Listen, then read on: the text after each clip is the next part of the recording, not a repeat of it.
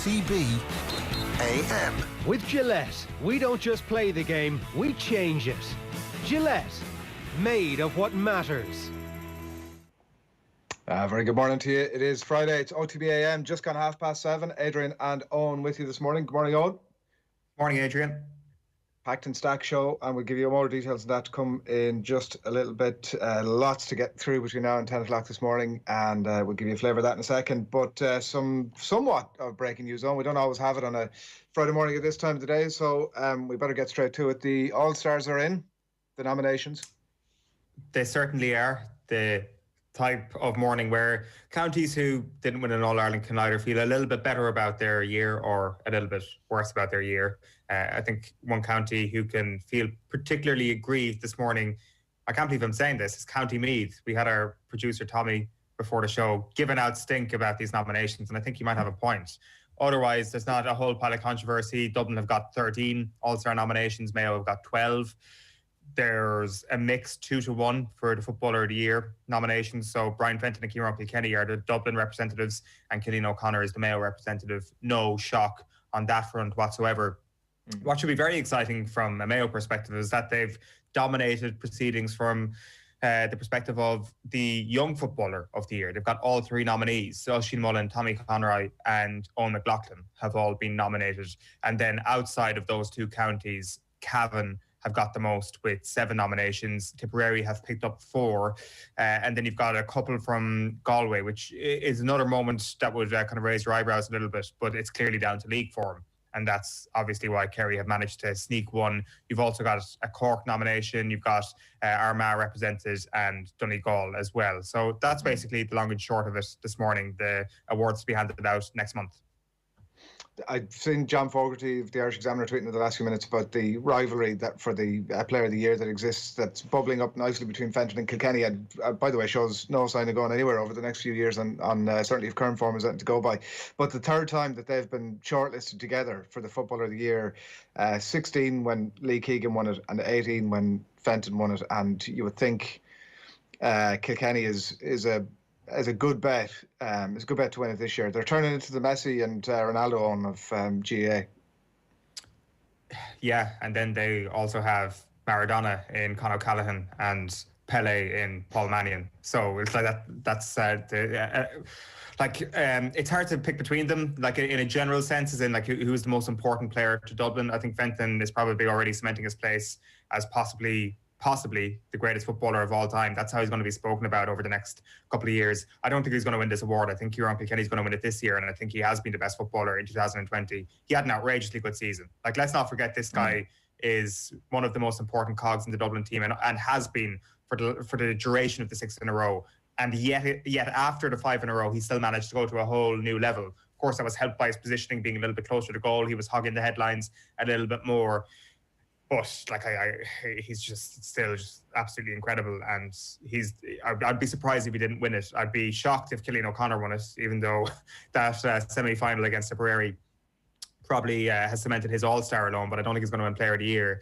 But just to go back to the Young Footballer of the Year, just looking at it, and like sometimes with these awards for future stars, if you want to paint it as such, they can sometimes get something wrong here or there, where you're like, remember that guy who won Young Footballer of the Year? And this is not just GA, this is a whole multitude of sports.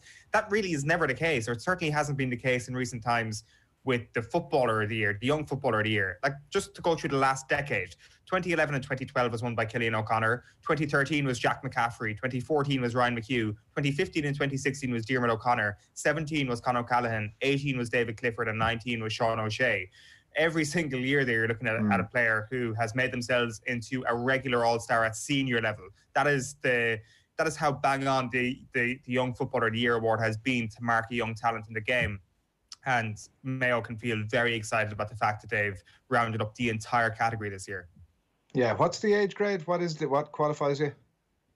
You are putting me on the spot here. So Cillian O'Connor won it in 2012. He was born in 92, I think. So I think 21. I feel it's 21. Yeah, like, I think it's under 21. And like, maybe it's not a coincidence in that way that like it's not like an under 18 award, let's say, where you could end up doing a Scalacci on it and coming in for a season and then sort of never been heard from again, like that, you're at that point somewhat physically mature, and like again, it'd be interesting to scratch away and see exactly how close to 21 a lot of those players actually were by the time they won it. But yeah, you talk about teams been hard done by. The Meath thing, listen, look, you get your comeuppance in the way that Meath got your comeuppance, and you don't be causing too much stir about anything for the remainder of the year after that. But Tipperary, like, given the year that they had, what did you say? Was it 4? 4. That seems somewhat mean, does it? Yeah, like I think you look at the Galway and Kerry nominations and you think, God, they could have taken a few away from them and given them to Tipperary. Like, I don't see how Galway got 2 nominations. I don't see how David Clifford got nominated for an All-Star.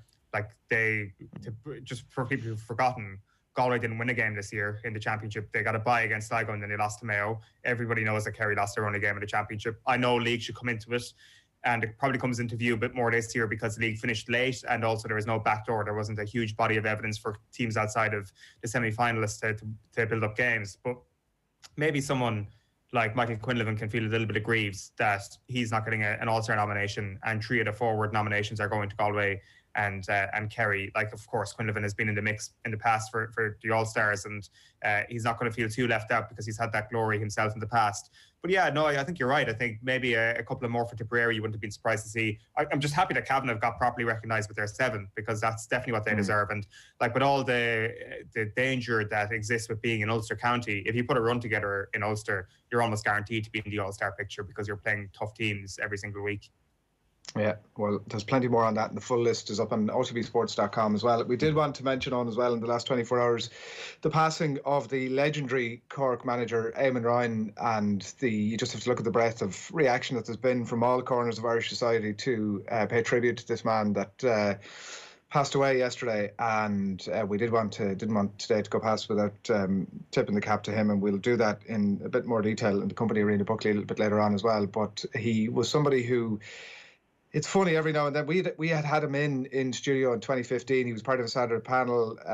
We've some of the content from that, clips of that, doing the rounds on social media. He was in with Anthony Moyles and Derek McGrath at that time, and it really stuck with me what a gentle, lovely person he'd been to deal with, and I really got like the tiniest sliver of insight into what it was that made him the incredible manager that he was. But having gone through the process of booking him, and he'd come up from down south to come up and do the panel that day. I think he'd got the train up, and I was looking back because it struck me yesterday that I remember he had been really it had just struck me how incredible he had been to deal with, and I remember that he had sent a lovely text having been on at that time, and I look back at it yesterday, and he was it was not the sort of text that you'd be in the habit of getting from people after they come in and contribute to shows, but he was such a lovely, gentle, sweet person, I would say. And yeah, we wanted to mention that at the top of the show as well, to acknowledge that and to recognise it. It was great to see as well Michael D. Higgins tweeting yesterday the recognition of him. When you talk about all corners of Irish society, like, that's a measure of in what high esteem Eamonn Ryan was held. It also got me thinking on about the feeble way in which we currently recognise great Irish people. Like, it almost just doesn't happen at all. Yeah, it's true. Well, I definitely think that's probably true to sports people, and that there is kind of maybe a lack of recognition when you remove yourself from the main figures in men's sport in the country. Yeah, I think just like we've come back to this time and time again, but like an award scheme. Do you know what I mean? Like some sort of a national award scheme that's not, obviously we've everything that goes on across the water in terms of MBEs and knighthoods, and like there's one for everybody in the audience, right, at some point or another. But we're not talking about that necessarily, but something that just acknowledges like our capacity to say to have said to Eamonn Ryan at some point while he was alive, we love and value you, the contribution you've made to Irish society. Like, you consider, if you can look across the board at the minute and give this a brief thought before we come on air here, to think about the people that are, and mainly I've looked at people that are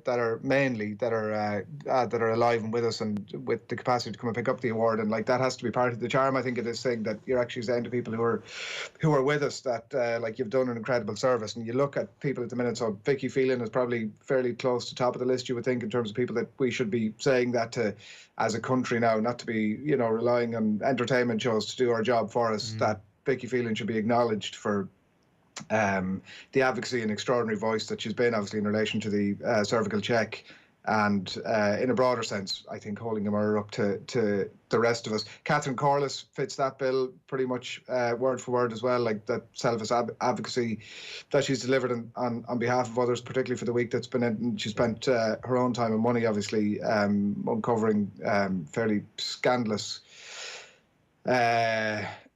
issues in relation to religious orders, the Bon Secours Mother and Baby Home in Tuam. I think there's a posthumous award in there. I've mainly gone for people who are with us, but a posthumous award, I think, in there for John Hume. I think you're looking at Christy Morone. I think services for speaking to the soul of a nation and giving us unbelievable entertainment for the last 40 years or thereabouts. And you got to give a tip of the cap to sport. So I'm leaving it between Paul McGrath and Brian Cody to fight it out. They can have a celebrity death match for the sport award. Well, I think we made that decision during the summer. Did Brian Cody make our Kilkenny Mount Rushmore or not? Well, Paul McGrath certainly made the Dublin one, so that's that sorted. Paul McGrath gets it because he made the Mount Rushmore series. That's interesting. I actually expected you to just go through sports people there, so you've got me a little bit off guard here. It's a great shout. Definitely the recognition.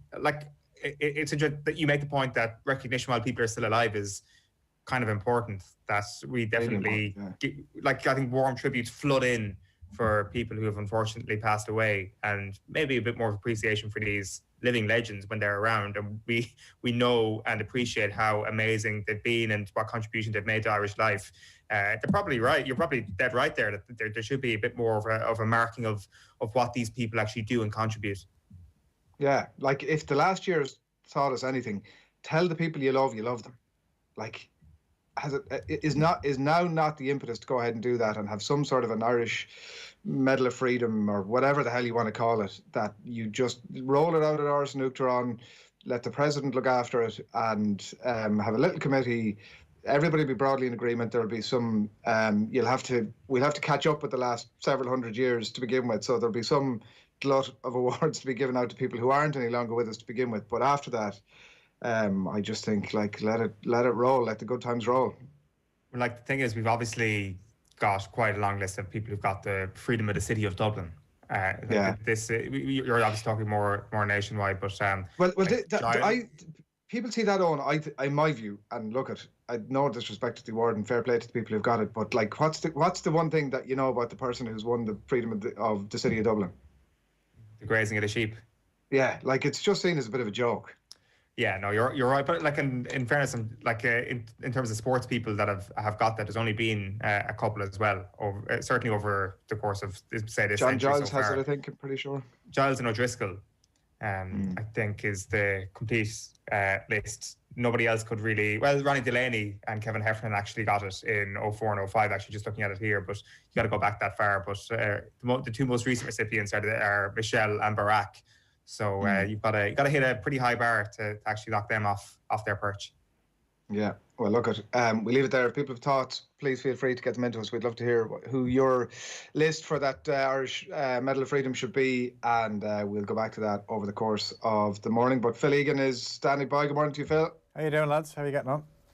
How you doing? What's happening? Is the All-Stars we're kicking off? Where have you got us? Yeah, who doesn't love the All-Stars and the outrage that they cause with the players that aren't nominated? But 45 nominees, 25 of those 45 nominees, no surprise, come from Dublin or Mayo. 10 different counties represented. The Dubs, who beat Mayo in the final last month to win their 6th All-Ireland title in a row, lead the way with 13 for the 2020 All-Stars. Beaten finalist Mayo of 12 then. Ulster champions Cavan have 7 on the shortlist. Munster winners Tipperary have 4. Then you've got 3 from Donegal, 2 from Galway, 1 each from Cork, Kerry, Armagh and Limerick. The Limerick nominee is Ian Corbett. He's the first from Limerick since 2010. In terms of the Footballer of the Year award, the shortlist, Dublin pair Brian Fenton and Kieran Kilkenny alongside Mayo's Cillian O'Connor. We definitely know that the winner of the Young Player of the Year award will come from Mayo, because Oisin Mullen, Tommy Conroy and Owen McLaughlin are all up for that award. President Michael D. Higgins was among those to lead tributes yesterday to former Cork manager Eamonn Ryan, who sadly passed away. He led Cork to an incredible 10 All-Ireland ladies football titles in 11 years. Ryan represented the Cork footballers as a player and later in life as a senior manager. And Valerie Mulcahy obviously won all her 10 All-Irelands playing under Ryan. She was on off the ball last night, so well worth checking out. That interview, just what made Eamonn Ryan so special. Arsenal and Crystal Palace played out a scoreless draw in the Premier League last night at the Emirates, so the Gunners remain 11th in the table. They would have stayed there. They needed to win big if they wanted to move up the table, but it was a chance to make it 4 league wins in a row, but a 0-0 draw there. Republic of Ireland. Phil, the next time you're doing your must-watch, don't-watch list, when that fixture crops up, you know exactly where it's going. Yeah, it wasn't good. I think I love the midweek games. I don't know how I feel about Thursday night games, but yeah, just It was awful. It was desperate. Arsenal were very static at times, and actually Palace created the better chances. Just that final ball let them down. But I was all set for if Arsenal won last night, they would have been level on points with Chelsea. So I was all ready to go. Struggling Arsenal, level on points with Frank Lampard's big spending Chelsea. But I had to. You didn't get that this morning. I had to keep that one in. I mean, I could have said Arsenal stay 11th, but they're just 2 points behind Chelsea. But Chelsea have a game in hand. Now, look, I think Arsenal missed Tierney last night, and you could see, you felt sorry for Maitland-Niles, that clearly is not a left-sided player. So in the first few minutes, he got down the left, tried to cross one with the swinger of a left foot, but it went out for a goal kick. And Phil, have you ever seen a team so infected by the loss of a player who plays at left back? It's actually extraordinary. Try Liverpool. Try Liverpool without Andy Robertson. They don't look so hot without him either. It's a Scottish thing. It probably is, but at least with Liverpool they have a different way. They have a different flank. Most teams have another flank, and Arsenal were supposed to have Bukayo Saka on the right hand side. This was supposed to be the big thing, the big breakthrough for Arsenal, that they'd split up Tierney and Saka, and that they had options on both sides of the pitch now, and that their 2 best players were on opposite sides of the pitch.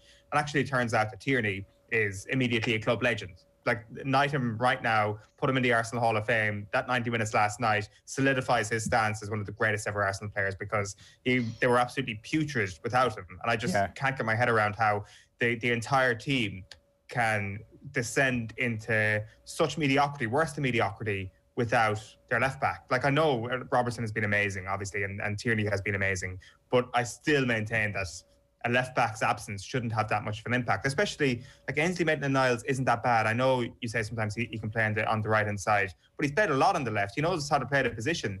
And he played more as a wing back though. I kind of felt bad. And in fairness to Maitland-Niles as well, he looked a bit rusty. He hasn't played that much football. Don't forget, this is a lad that was meant to leave last summer. There was talk of him going to Wolves. Yeah. He would have been better off. Yeah. Well, do you know what? I just think the Maitland-Niles and Aubameyang thing didn't work down the left. And no. Also, I think Arteta touched on it after the game as well. He said, you know what, they looked a little bit tired. Maybe the extra time playing against Newcastle the other day. And even Smith Rowe, who'd been so bright the last few games, he was quiet enough. He gave the ball away a few times. And I think Granit Xhaka actually put in a few good tackles, but I was convinced he was going to give away a penalty on Wilfried Zaha. But not to be. But I think one thing with Arsenal I've noticed as well is Rob Holding just keeps getting better and better. And again, he was another player that was meant to leave. Yeah. Well, that is the danger for the likes of him and Tierney, isn't it? That's Arsenal's level now. Get the hell out of there as quick as you can. Yeah, well, I think Tierney's going to stick around for a while, but definitely looks like a future captain in the making. Republic of Ireland international James McLean won't be in action for Stoke this weekend. He's been suspended for breaching COVID-19 regulations. The Derry native trained in a private gym, obviously something that you can't do under current guidelines in the UK, so he won't be considered for Stoke's championship game against Blackburn tomorrow. The amount of fans allowed to attend Euro 2020 games will become a bit clearer on the 5th of March. So UEFA are working with the 12 host cities on 4 operational scenarios. Don't forget, Dublin is one of those 12 cities, but they're working on 4 operational scenarios for the delayed tournament, which is due to be played this summer. The options include playing games in front of a full stadium of fans or behind closed doors. Organisers are also exploring possibilities of playing in stadiums with 50 to 100% capacity, or even 20 to 30% capacity. In golf, Seamus Power carded a level par round of 70 on day 1 of the Sony Open in Hawaii, where the leaders are Joaquin Neiman, Peter Malnati and Jason Kokrak. They're all 8 under par. And in snooker, the semi-final lineup at the Masters will be completed today. First up in the quarterfinals, you've got Steve Maguire against Yang Bing Tao. And then at 7 this evening, in a real heavyweight clash, Ronnie O'Sullivan against John Higgins in the last of the quarterfinals. Phil, not letting you go anywhere because I know top of your list this week would be United against Liverpool. What's the United? Obviously, at this point, it goes without saying United are genuine title contenders, right? And this is going to be a belter of a game on Sunday.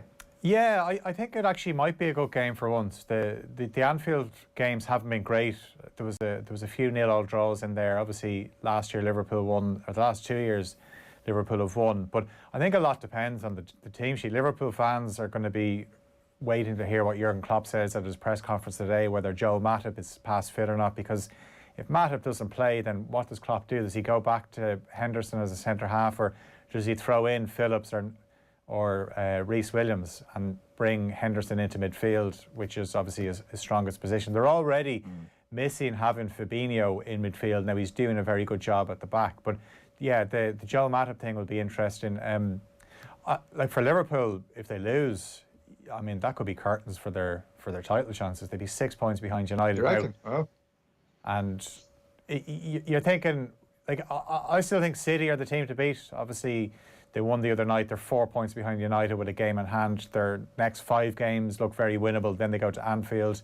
They obviously still have to play Manchester United at the Etihad. So I think City look fairly ominous. They're very efficient in how they're getting things done. And I think Manchester United, they're top of the league. The league table doesn't lie. But I think my reading of it right now is there's no way Manchester United are the best team in the Premier League. But they are in the best form at the moment. So definitely they will fancy their chances. A draw would be a good result for United, but they could also, as I said, I think they could bury Liverpool. They could absolutely end Liverpool's chances. Well, it's funny that you would say that if Liverpool were to lose, that you would feel that it's a significant blow to their title chances, because you just feel at some point, and maybe this is not the point that you're making, that you're not saying that United are the contenders in waiting here, but that you just feel that United just have a long sticky patch in them at some point where nothing will go right for them. I know that sounds ludicrous now, the top of the table, but no, I know, and I suppose Liverpool fans will be looking at it thinking, look at all the injuries they've had and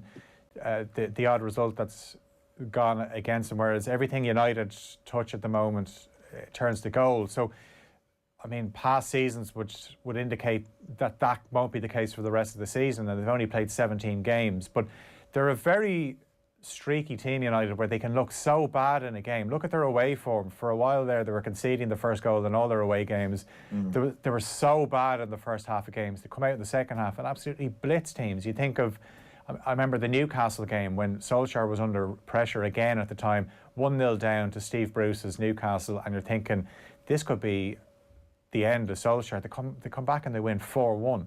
They also missed a penalty in that game as well. So they just have ways of winning games at the moment. But I think I still think City are the team to beat. In terms of Liverpool, though, you can flip it around that this could be the game that Liverpool need. That if they win, obviously they go back to the top. They go ahead of United on goal difference. And I do expect Liverpool to come out in the first 10, 15 minutes like absolute animals, because you know, they didn't play a game midweek. They had that cup game. They weren't great against Villa, but they've never lost back-to-back league games under Klopp. They've such a good home record. I would be very surprised if Liverpool didn't get a positive result on Sunday, though. We'll replay you that clip on Monday, Phil. Good man. Thanks, mate. Enjoy the game at the weekend. It is 7:54 on this Friday morning. You're watching OTB AM. We're live in association with Gillette. Good morning start with Gillette, giving you the confidence to tackle the day ahead. A very quick flavour of what's coming up between now and 10 o'clock this morning. We've rugby on the way very shortly in the company of Alan Quinlan, who'll bring us all the good stuff about plenty of bits and bobs to get into with Quinny very shortly. We're going to, after that, talk a little bit of a women's sport and exactly the rationale behind a lot of that been cancelled over the last while at a whim, it seems. Kathleen McNamee will join us for that. Rena Buckley will be along to reflect on the life and times of the great Eamonn Ryan, who passed away this week. That's coming your way at about 8:30 this morning. We'll also squeeze the sports pages, let you know what's happening in the back pages in there, just after 8 o'clock for you this morning. Phil Thompson will go into a bit more depth on that Liverpool United game at 8:45. We've weekend bingo, marking your card. Owen will be at 9 o'clock. The crappy quiz, another very special episode of that at 9:10 this morning. And then Brian O'Driscoll's Ireland 15 will be coming your way at 9:30 this morning. That's what's coming up on the show. But before all of that, Alan Quinlan, good morning to you. Morning, Adrian. How are you? Good, thanks. There's so much to talk to you about. We might kick off with Kyle Sinckler and the 2-game ban. And the line that's given is that he's failed to respect the authority of the game. He's, if people aren't aware, said to the referee in a club game, "Are you effing serious?" with a little less censorship than I've offered there. Aren't they right, Quinny, in a way, to draw a line in the sand here and say that we don't accept this type of approach to a referee in our game?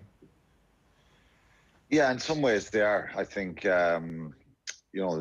people don't speak to referees like that in rugby. You never really hear it. You don't see referees surrounding, or you don't see players surrounding referee like you do in football and in soccer in the UK and across the world. So, yeah, I think they're probably right. Part of me thinks then it's a little bit harsh that he could have been given a warning or a 1-game ban. It's a low entry point. He did contest the charge, saying that the tackle was dangerous and it didn't warrant a red card. So a little part of me thinks it's a little bit harsh. A slap on the knuckles would have been enough, but he's got a 2-game ban and he misses England's opener against Scotland in the Six Nations, which is a pretty big price for him to pay. And he did apologise after the game, and I think it was certainly the wrong thing to say. It was picked up on camera, on the microphone, and I thought the referee handled it well. Carl Dixon, he played with Kyle Sinckler at Harlequins. So look, it's you don't want to see that kind of stuff in rugby, and we don't see it. He was obviously frustrated with the Cowan-Dickey challenge, that he felt it was wrong. It was a no-arms tackle at the time and could have injured him. But, yeah, he lost the plot a bit, and he's known to be a bit hot-headed. But it's dealt with now, and he pays a big price for going forward for the next couple of weeks. And I'm sure Eddie Jones will be disappointed with that. Like saying, "Are you effing serious?" That's not exactly representative of somebody who's hot-headed. Like, anybody could say that in the heat of the moment. It definitely seems that he's being punished for being too close to the microphone. Yeah, there's lots of stuff said out in the field, and you do get bad language at times. And I think it's probably more apparent now on with no crowds and no noise. And I suppose Carl Dixon handled this really well and didn't panic at the time. Looked at it, didn't punish him. And he just warned him about what he said to him. So I know you've got to protect these values and the respect to referees, particularly in rugby. And rugby gets a lot of praise for the way players handle their interactions with referees. But I think I wouldn't be shouting from the rooftops if he just got a warning here and was told, just be careful. And he did apologise pretty much straight after the game to the referee. And if he apologised at the time, I think it would have made a massive difference. If he got up off the ground and said, "Look, I'm really, really sorry. Shouldn't have said that." So that's probably where why he didn't get that slap on the knuckles. But look, it's no biggie really. Quinny, you can't allow it to happen, because all of a sudden what will happen is you'll have players going around picking up referees and all sorts of bad stuff going on. Come here, I want to talk to you a little bit about the Champions Cup and the cancellations that have happened, and the French government saying this week that their teams can't partake in cross-border competitions this month. So the last 2 rounds of the Champions Cup have been cancelled. Leinster and Munster now effectively into the last 16, and both should have home games as well. Connacht and Ulster likely into the Challenge Cup. You've Exeter into the last stages of the Heineken Cup, Toulon, Toulouse, Racing, all there. The one thing that struck me out of this, Quinny, would be that, like, the French government are saying there's no games now. It's very difficult to see how that position is going to change in any way, shape or form for months to come, and surely puts the rest of this tournament and France's participation in the Six Nations in doubt. Yeah, I think things will change, Adrian. I think the problem with the club game is it's very, very difficult to manage so many teams right across the board in the Challenge Cup and the Champions Cup. You could argue that the Six Nations is a risk as well, and it's dangerous, the cross-border stuff there. It looks like the Six Nations will go ahead, and the proper protocols and assurances will be given to the French government about that cross-border travel with the international teams. The club game is much different, and I think the Bayonne-Leicester game in December caused so much disruption and problems for their league and for Bayonne. Didn't play. They missed 3 games with that, and the new strain of this virus in the UK. So it's certainly after scaring the French, and rightly so, I think. I don't know about a 16 team knockout tournament. Is that going to work? Does it take away a bit of credibility from the tournament? I don't really agree with it. I think they should have tried to find the weekends to play the final, or round 3 and round 4. The competition has already been shifted around this year due to COVID, and now we have a situation where we won't get round 3 and 4, and we go straight into a knockout series with 16 teams in April. I think this has been driven by Premiership Rugby and their input into it, and I wouldn't say they're not being flexible. I know it's very, very difficult to move weekends around, and they've got to finish their own competitions and stuff like that. But it doesn't sit easy with me cancelling those 2 rounds completely.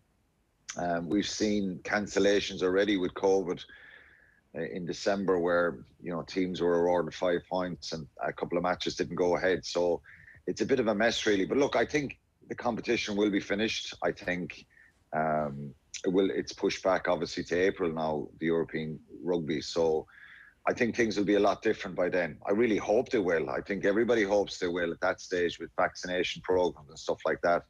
And the danger here is if the competition was cancelled and not played at all, it's better to have some sort of competition than none at all, in my opinion.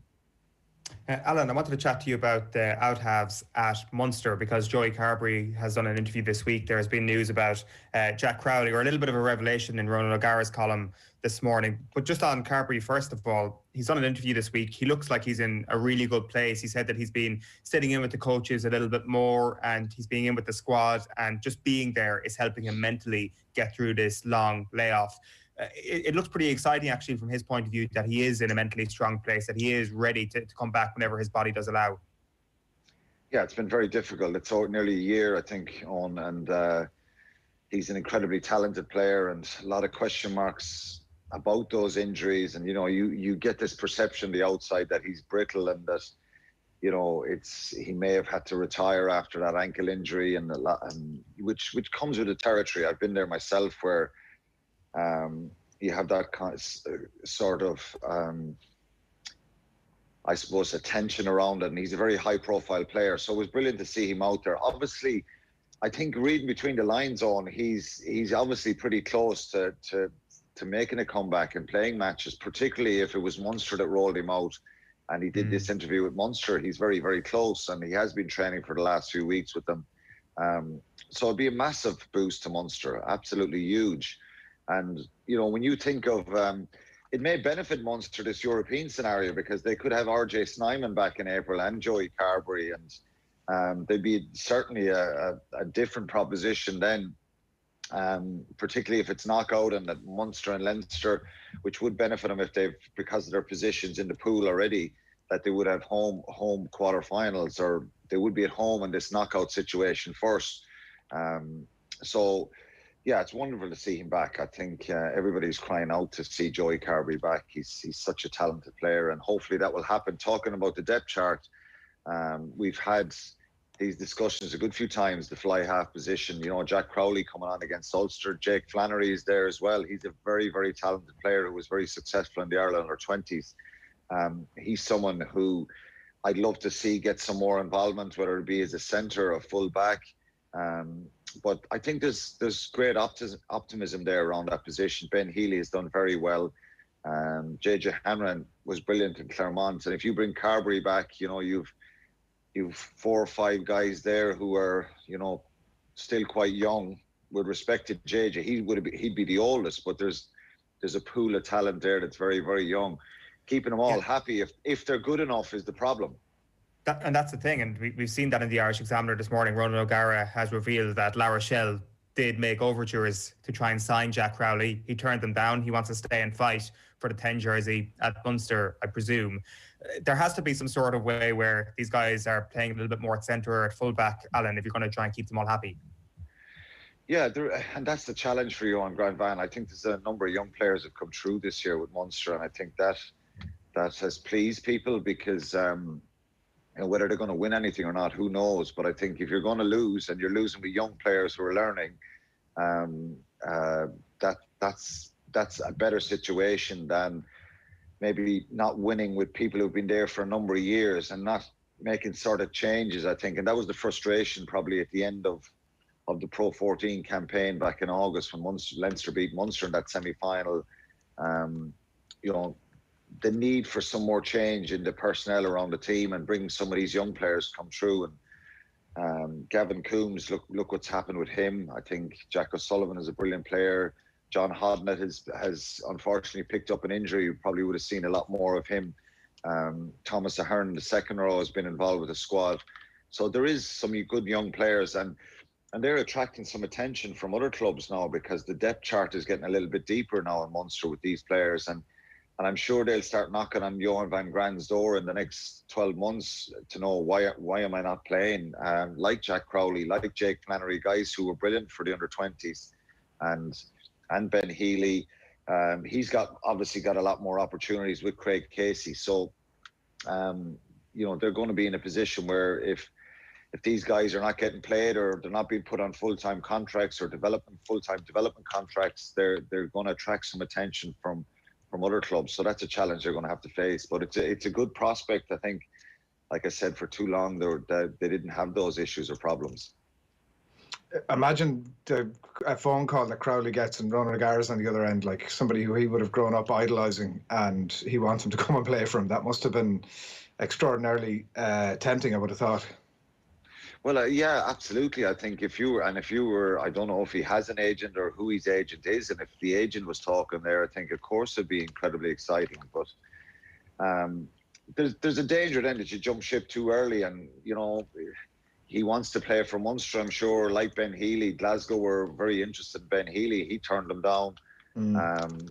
These guys want to play for Munster and give it a crack first, and they've still got youth on their side. So, if Jack Crowley left and went to La Rochelle, he could develop massively. There's for and against.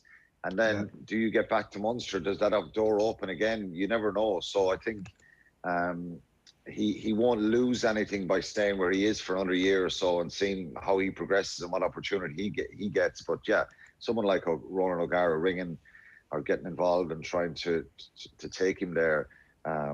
Obviously, if it was a loan move or a move for a year or something, you're still part of Munster and he's still part of the team that maybe he wants to give it a fair crack at before any sort of moves happen. Yeah. But this is going to happen, Munster, because there's 4 or 5 of those guys, as I said, and they're all not, in the next year or so, they're going to be pushing to try and get starts or get positions. Jake Flannery is someone who can play centre, full back as well. Primarily he's a fly half, but we've seen him being so successful with the Ireland under-20s at full back. So he's someone as well who hopefully will get more opportunities. But it's a good complaint for Johan van Graan. Briefly here, Quinny, there's a few questions in for you on YouTube. We'll try and tie a few of them in together. Wayne Ryan wondering if you ever thought about being a referee. No, I didn't. I probably tried to referee most games that I played in anyway. But no, it's a tough job. I say this, and I mean this 100%. It's an incredibly tough job, and even though at times I had my challenges and referees had more challenges with me, it's a very difficult job because there's so many interpretations in rugby. It's not black or white. It could go either way. Look at the scrum situation. Who knows what's happening at times? Even the experts find it difficult, and it's an interpretation. So it's a very difficult job. And going back to the Sinckler thing very briefly, it's made a little bit more easier and enjoyable for referees that they're not disrespected on a continuous basis. It's very, very rare that it happens. So, no, I don't think refereeing would have been for me. I would have been a good referee, I think, because I had an opinion on every breakdown, but I don't think it was for me. You wouldn't be able to help yourself, Quinny. That'd be, I think, your main difficulty. Brian Driscoll named as Ireland 15 on the show with Nathan last night. So very briefly, back three: Keenan Earls, Stockdale, Henshaw and Ringrose in the centre, Sexton and Murray in the half-backs. He went for Caelan Doris, Peter O'Mahony and Stander across the back row, James Ryan and Tyke Byrne in the second row, and Porter, Herring and Healy across the front row. And I'll ask you the question that's come in here from Connor on YouTube, who's wondering if you feel that any uncapped players are in the mix of starting the Six Nations against Wales. He's suggesting Craig Casey and Ethan McElroy, but Brian has gone for very much experience. What's your thoughts on that, achieving that balance? I think it probably will be. I think Ryan Baird is someone who could come into the mix there. Depends what happens if he plays next week against Munster. I think Craig Casey's done really well, and I think he's pushed himself up and enhanced his position. I think he should be in the squad or thereabouts.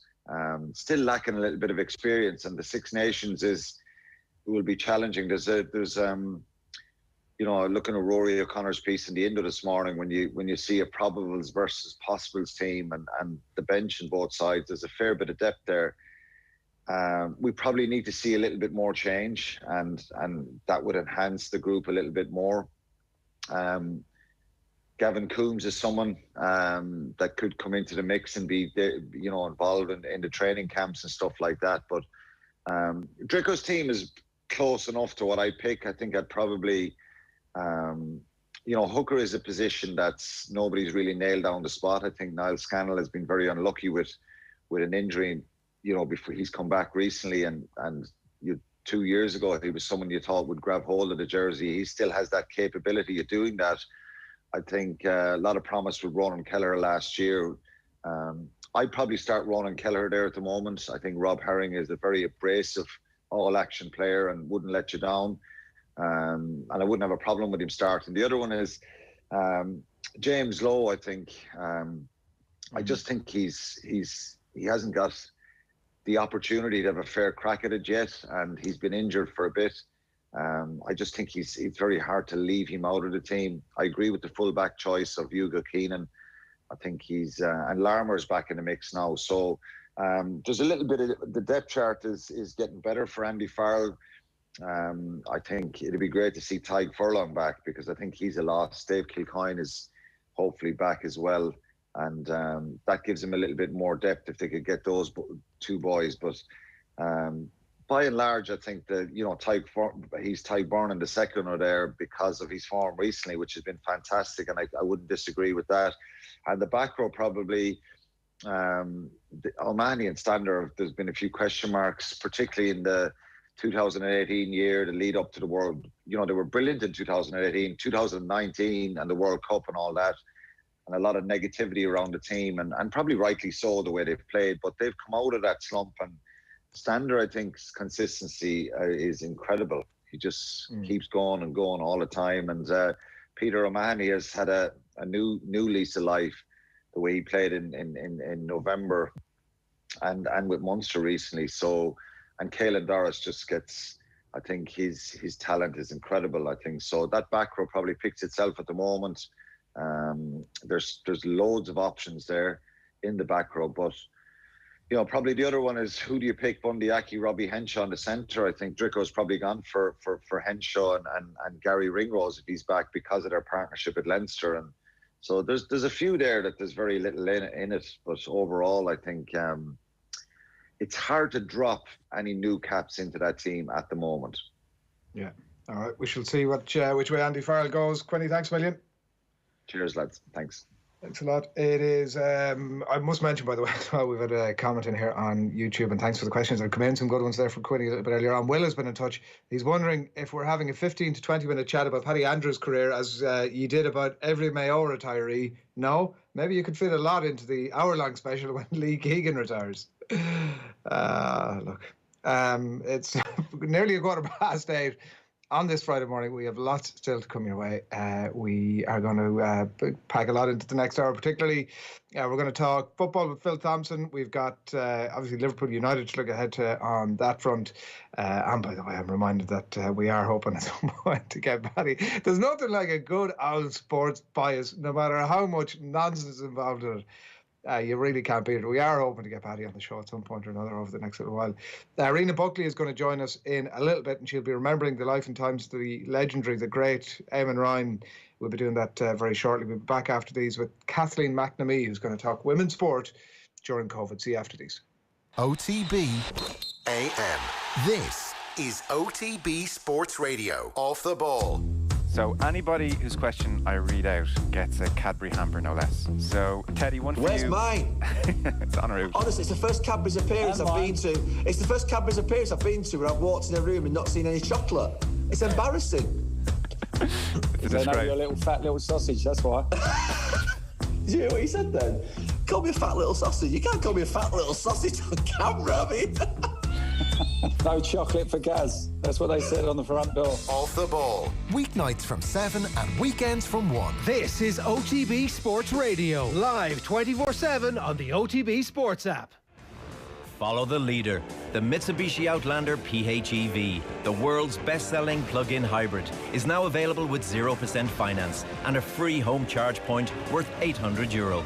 Leading the charge in plug-in hybrid technology, the Mitsubishi Outlander PHEV. Book a test drive at your local dealer today. Mitsubishi, drive your ambition. Terms and conditions apply. See mitsubishimotors.ie.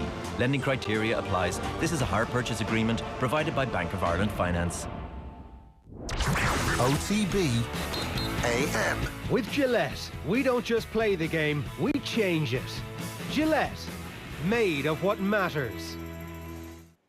All right, it is 8:15. You're watching OTB AM, and delighted to have you along. Keep your comments coming into us. We'll bring them to our contributors and to our audience this morning. So do keep whatever platform it is you're watching or listening to us on this morning. Do keep those coming in. We have Kathleen McNamee on the way in just a moment, but just to let you know what's happening across the back pages and indeed on otbsports.com this morning. Leading the way on our own website is the nominations for the All-Stars, Football All-Stars for the year. Tipperary and Cavan's historic years capped by All-Star recognition.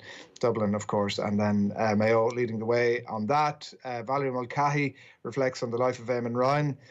James McLean suspension by Stoke City there after alleged COVID-19 breach as well. And the retirement of Paddy Andrews. Will on YouTube, would be delighted to know, also features on otbsports.com this morning after a quite incredible career, it has to be said.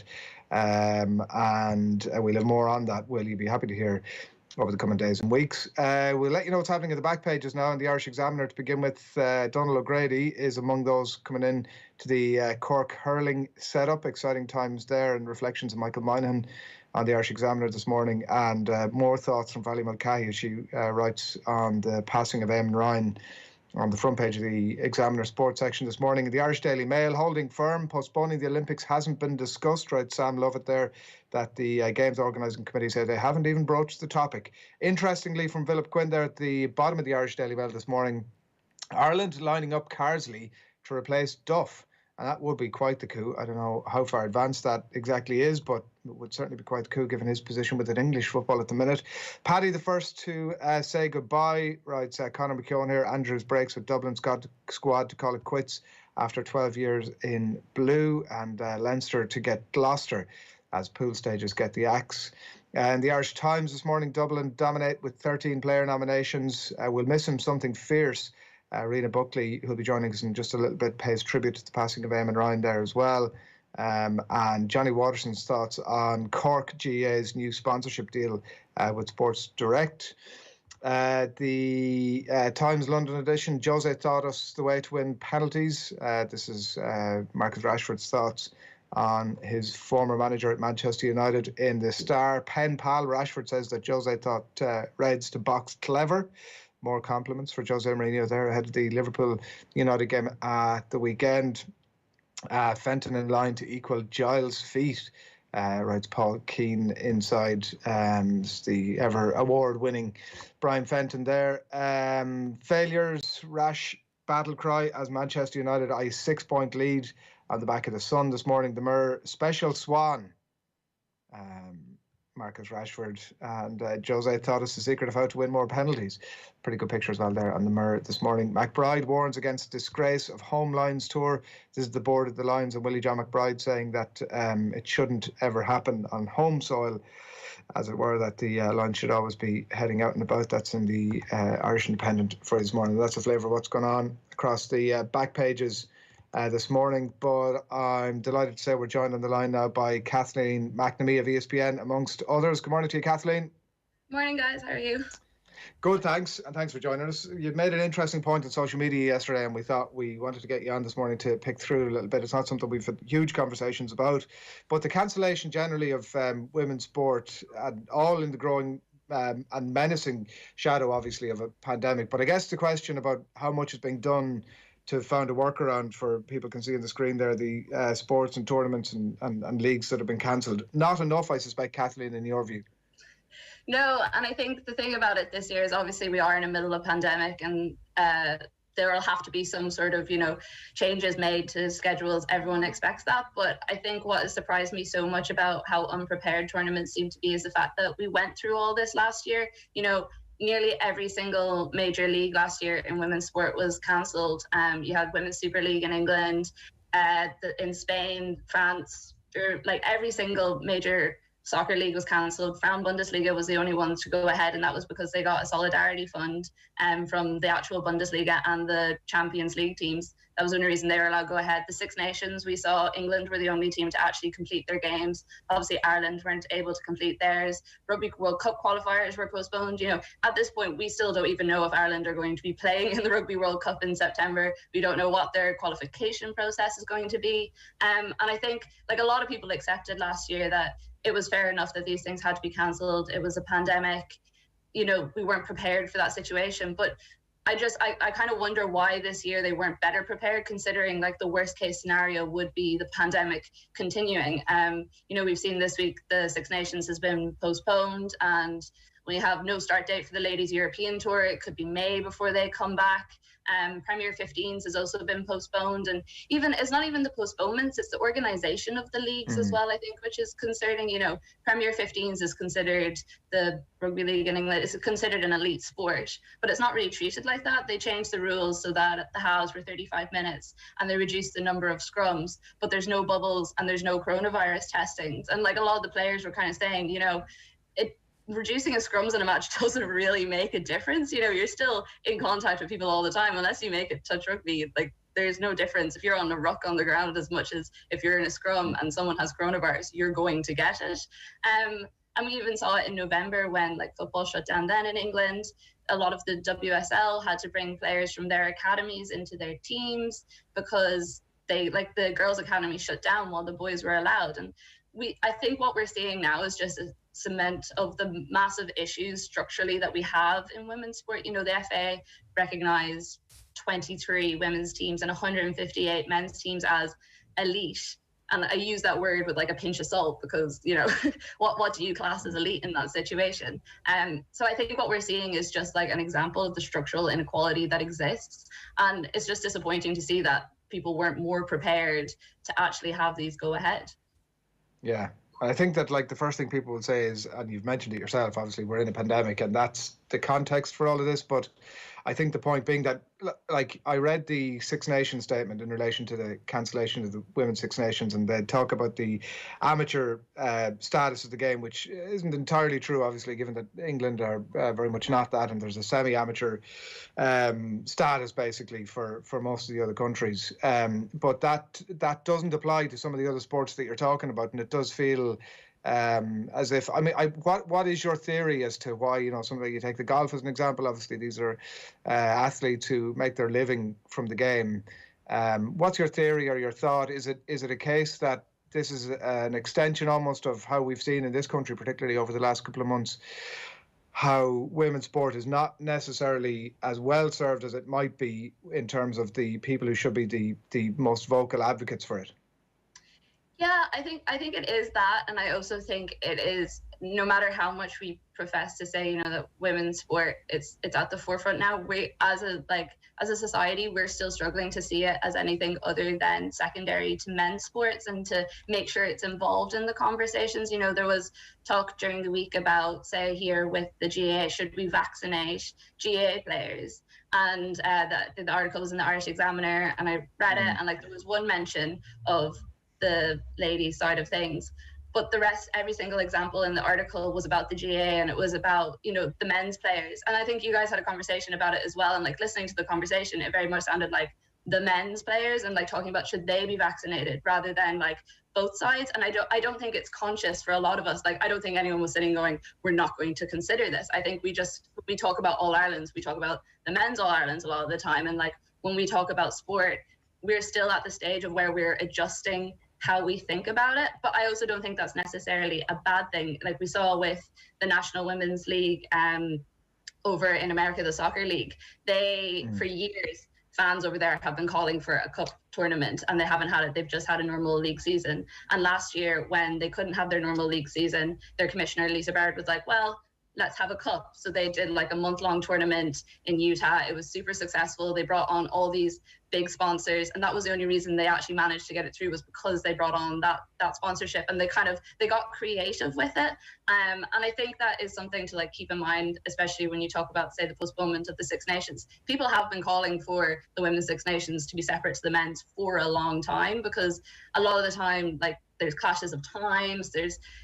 If you have a choice between going to see like Ireland and England in Twickenham or Ireland and England in some side pitch, you know where most people are going to go, whereas this does give them an opportunity to make it a headline event, and even to attract stuff like the tournament has no sponsorship at the moment. You know, would separating it from the men's, is this an opportunity for them to create a greater tournament? I don't know. I hope that's what they're thinking, but I don't know if that's what it is. And I think when you follow women's sports and you see postponements and cancellations, you get concerned, because a lot of the time when that happens, the next step is it just being voided completely. Whereas a lot of the time in men's sport, when you see things being postponed, you're like, they'll do whatever they can to get it back. So I think when I tweeted that yesterday about those indefinite postponements, that's what concerns me, when they're not saying this is when we'll come back, or like this is our plan for making sure that we have a tournament and that these players get to do what they love and what is their living, basically. And how big a factor is the sponsorship that you mentioned there, Kathleen, that there is this idea that, say, if a men's tournament doesn't go ahead, we lose out on all that sponsorship money. Whereas with the women's competitions, as you mentioned there, not actually having a sponsor, it's like, well, we're not going to lose any revenue if this thing doesn't go down. If you look at it in a very cold, callous way, the stakes are probably lower for them to actually call off women's sports. So I guess that's actually one step towards actually ensuring that there's a higher value placed on this. Completely. And, you know, I think is probably the reason why the Frauen-Bundesliga went ahead last year, was because Germany has that 50+1 rule where like the association or the club has to have the controlling interest over commercial interest. We saw like the Women's Super League, fully professional league, completely voided for no, like it shouldn't have happened. And even now you look at things like the FA Cup, the fact like that has a sponsor, and they're still talking about deciding it by a coin toss or some sort of like drawing of lots. You know, the sponsorship is really important, but I also think that it's possibly like an easier way to say this shouldn't happen, when in fact it's happening across tournaments, across leagues that do have heavy sponsorship, that do have a bit of money invested. And if they, like, tournament organizers are deciding to take this as an opportunity, then I applaud them for it. But I haven't seen any evidence in the year leading up to this to think that we are going to see a different situation than we have before. Is there any examples of this that are actually going in a way that's relatively positive? Like the thing that comes to mind is you do have to go fairly further afield to find it, but like we've been speaking to a lot of players in the AFLW at the moment, and even just by dint of the fact that they're associated with the men's team almost makes it a no-brainer that this is going to happen, that there hasn't even been many conversations about the AFL happening and the AFLW not happening. Whereas in our part of the world, it seems that the two things are way too separate, and that there are two separate conversations, and unfortunately things will slip between the cracks as a result. Yeah, and I think it very much depends on the sport. You know, there's been talk in England for a long time about the Women's Super League coming out from underneath the FA's control and going over to the Premier League's control. And, you know, last year, before the pandemic last year, they were kind of saying it'll probably be another couple of years before this happens. Now, goodness knows when it's going to happen with everything that has gone on. But I do think it, like, again, it's another one of those ones that you look at the teams that play, say, in the Women's Super League when it was voided last year, like, they're all associated with big men's clubs. You look at even the tiers 3 to 7 in England at the moment of women's sport has been like suspended until the end of the lockdown. A lot of teams that play in those leagues, you know, the Women's National League and stuff, they're associated with big clubs again, but those clubs aren't fighting for them. So it very much depends on the attitude and the attitude to a sport as well. I think here, if there had been a situation maybe with like women's football or camogie, we probably would have seen a similar reaction to like what they have in Australia with the AFL. But I think we are still battling those perceptions, and we are still battling. When you see a lot of these sports being cancelled, it's kind of hard as well for the players to turn around and be mad, because it is a pandemic and no one wants to be the spoiled person, to be seen as a spoiled person that's saying, you know, oh, well, it's so unfair on me, because life is unfair on a lot of people at the moment.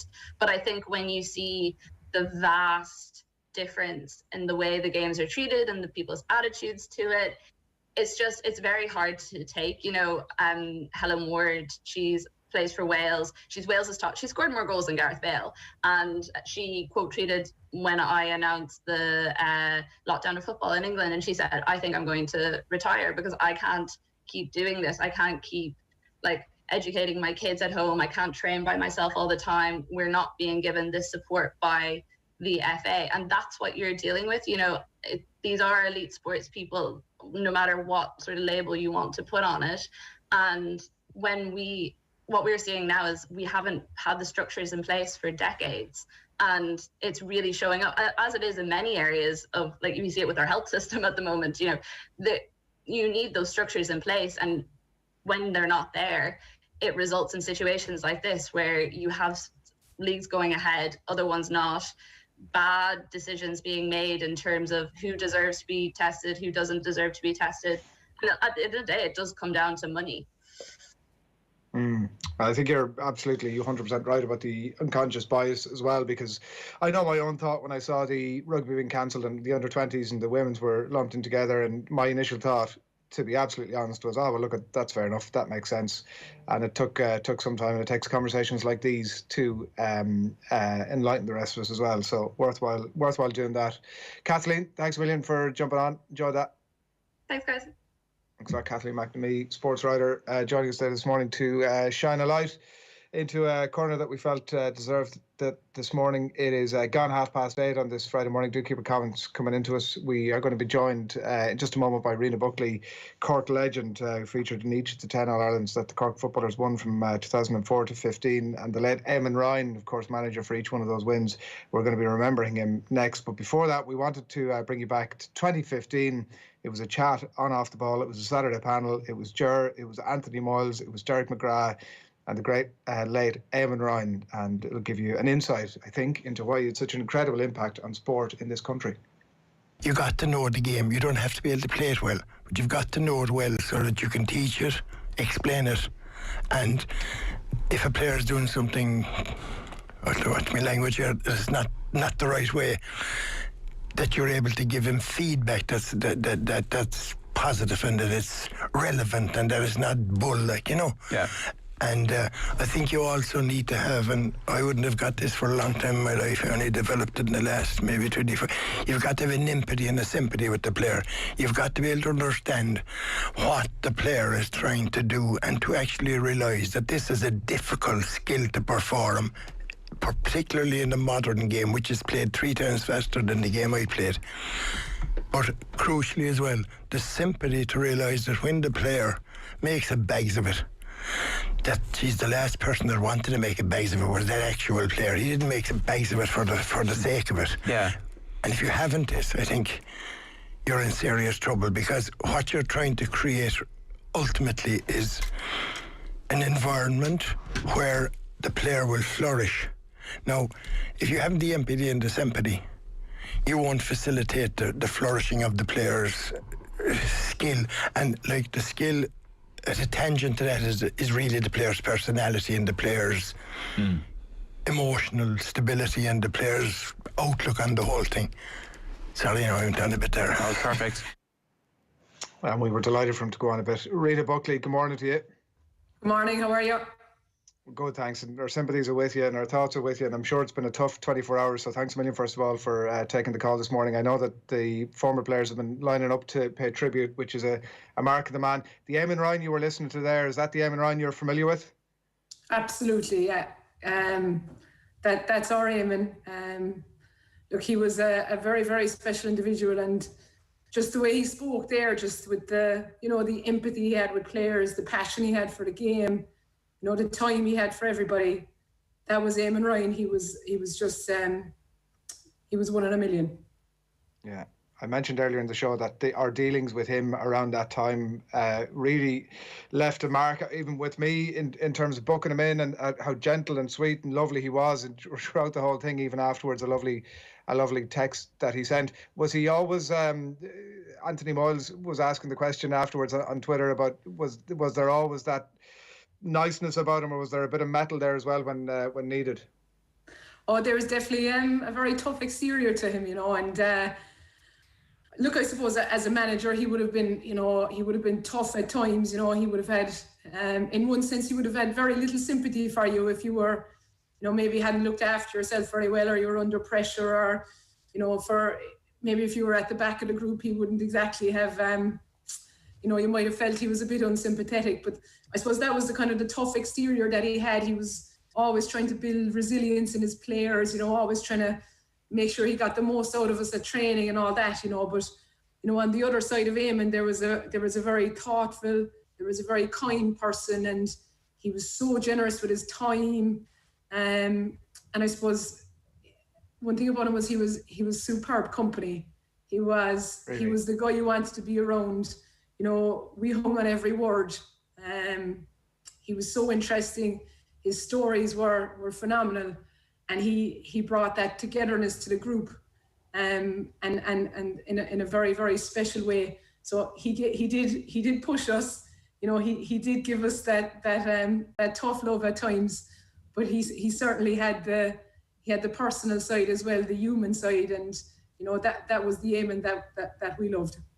How did he help develop you personally as a player and as a person, I guess, as well? He's spoken so much in that clip there about the individual, not just the team. So what impact did he have on you personally?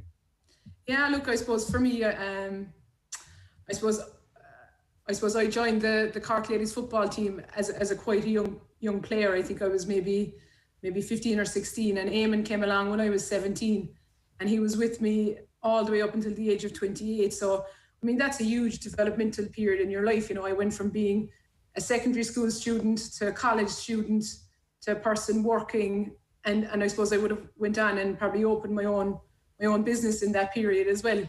So it was a huge development period in my life, and I suppose Eamonn was a constant in that period, and he was a very, very positive influence. So like, the one thing about Eamonn was that he was always true to his values. He was, he was a guy, no matter where he was. I was saying, if he was in the backfield in the farm where we used to train, or if he was inside Norris and Uachtaráin, he was the same Eamonn, he always, he displayed huge humility wherever he was. It was very obvious in the clip you played there.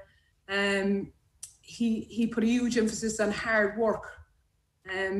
He always emphasized, no matter where you wanted to go in life, be it in work, be it in sport, be it in your relationships, you had to put the work in, and he lived and died by that.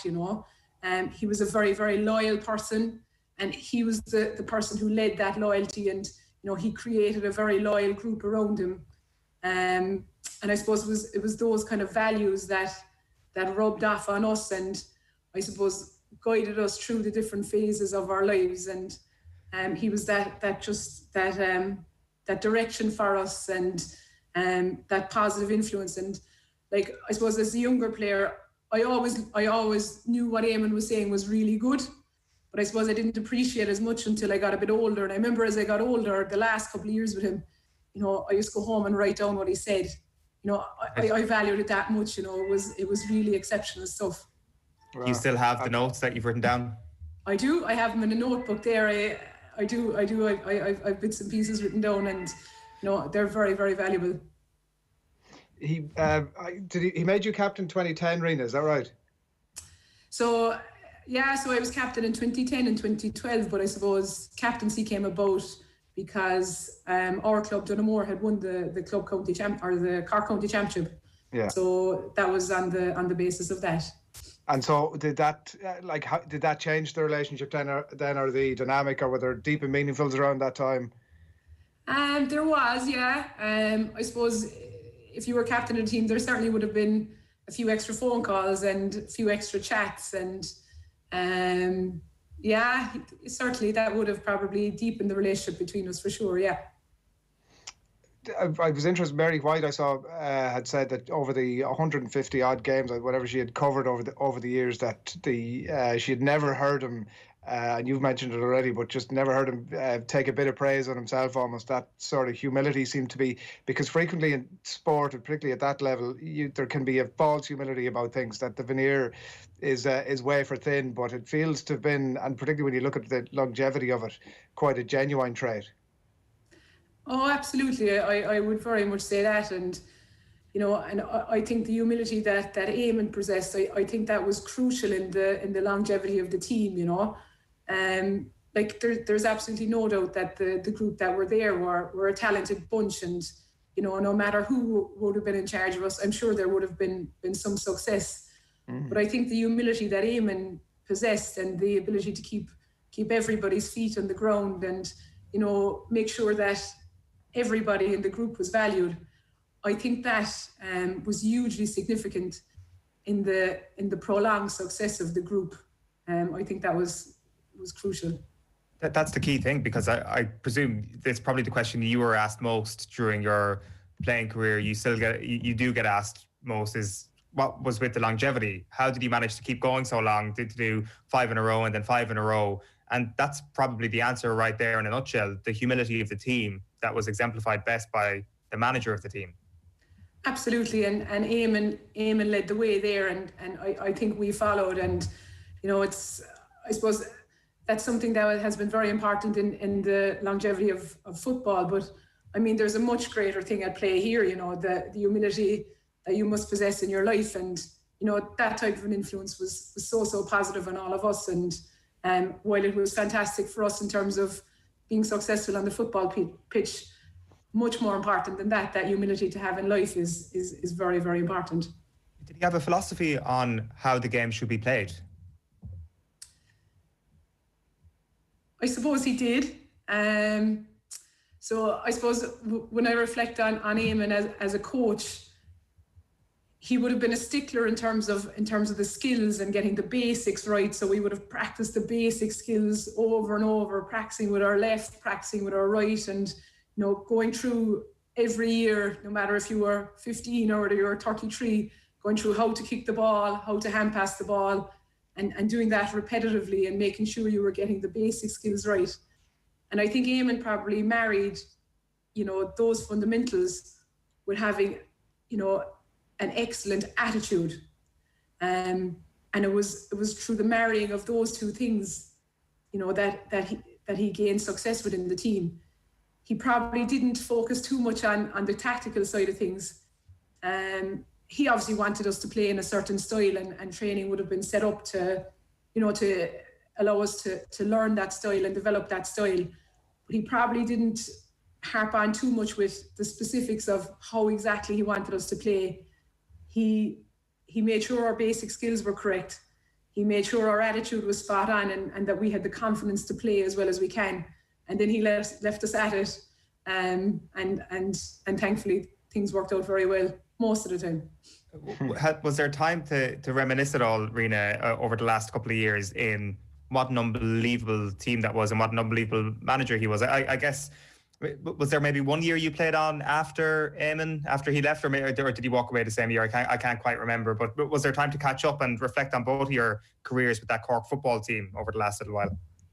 Yeah, look, so I stayed on one extra year to Eamonn. So Eamonn left at the end of 2015, and I finished up footballing at the end of 2016. So I played under Efi Fitzgerald for 1 year. So like I was saying earlier on, I suppose we were aware before Eamonn ever came to an end just how special it was, and we were nearly reminiscing before he left. And I know before he left, I was getting worried, when would he leave? So certainly, you know, we were enjoying, particularly for me, I suppose, look, it might have been different for different players, you know, when they're at different ages or different stages of their career. But certainly the last couple of years, you know, I enjoyed every minute with him. Anytime we got the chance, we reminisced about him, and, you know, this, you know, his little peculiarities that we enjoyed so much. And, you know, we were chatting about him yesterday, and I was saying that, you know, I remember he went on a few All-Star trips with him, and, you know, like, we were just making sure we'd mind him on those All-Star trips. Not that he'd be, you know, he'd get on absolutely fine without us, but, you know, we just wanted to make sure he was taken care of all the time, because, you know, he was so good to us, he was so loyal to us, and I think we tried to reflect that as much as we could. I'm intrigued, Rena, by you mentioned the book and the notes of the conversations. It was a tremendous foresight on your own part to go ahead and do that. Was there anything, looking back on it, which I'm sure you have done over the last 24 hours, is there anything that's jumped out at you or stuck with you or surprised you about the things he had said? Yeah, I actually haven't looked back on it in the last 24 hours, to be honest. But I know, look, I've looked back on it plenty of times, so there's been nothing really that has jumped out at me too much.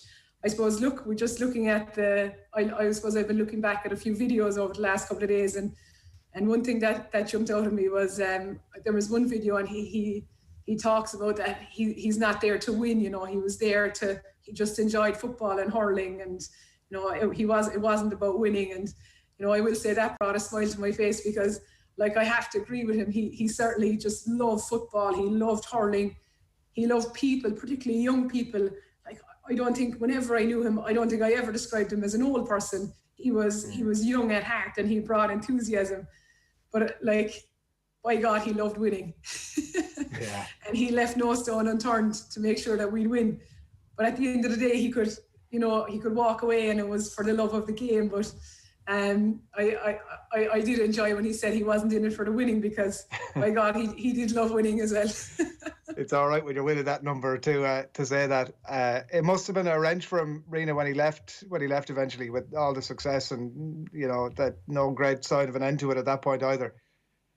Yeah, look, it was when you know, it was always, I suppose, look, you can't stay at things forever. And look, obviously when he left, I suppose it was a sense of gratefulness for the amount of time that he had spent with us. And I mean, I think he has contributed hugely to the transformation of Cork ladies football, but greater than that, I think, to ladies football across the country and as a sport. And, you know,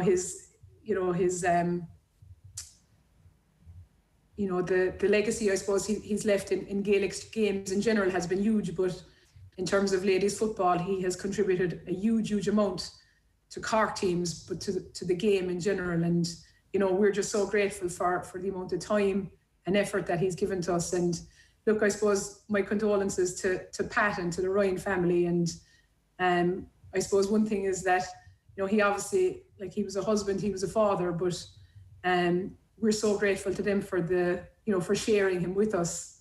You know, the time that he gave to us, the dedication he gave to us, we're so grateful. And, you know, our thoughts and prayers are with Pat and with the Ryan family at the moment. Yeah, well said, Rena. Thanks a million, as I said, under the circumstances, for taking the call this morning. You paid tribute, and in a just way, to the man that you soldiered alongside for so long. Thanks a million. Thanks very much.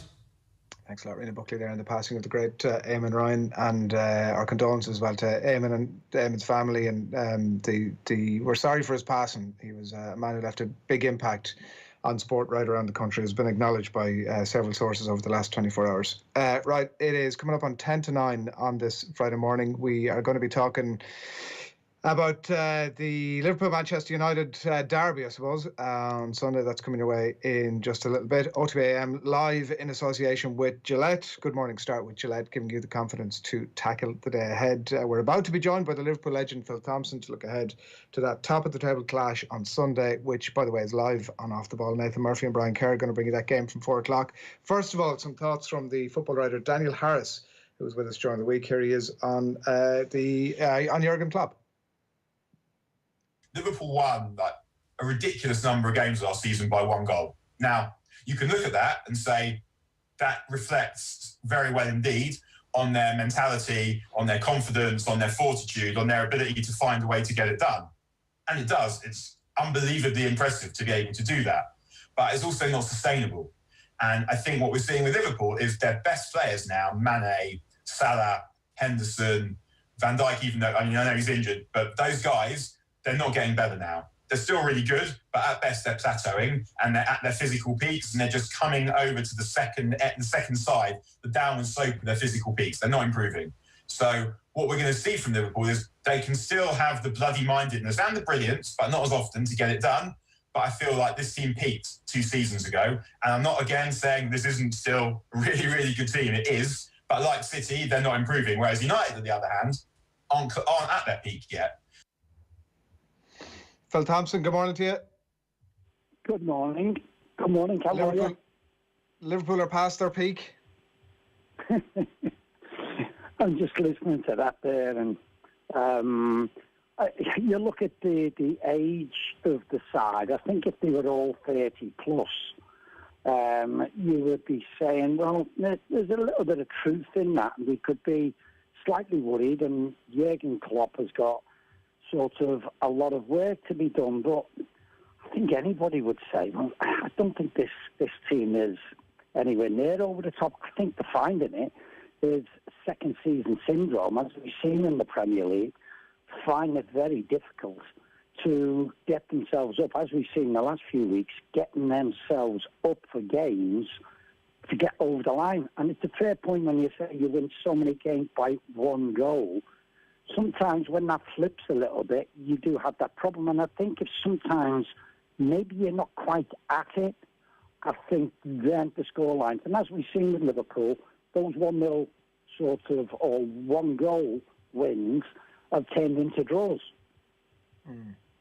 It's very difficult to read too much, and we won't, into the Villa game, but the games obviously that have gone before that, there are worrying trends, if you want to look at it that way, from a Liverpool point of view, which puts a lot of pressure on the game on Sunday, Phil. And like, there's a lot of people reaching for a lot of conclusions out of no matter what happens at the weekend. Like, if Liverpool are beaten, suddenly is the title run over? What does it mean for the future of this Liverpool team? It suddenly has put a lot of pressure on this game on Sunday.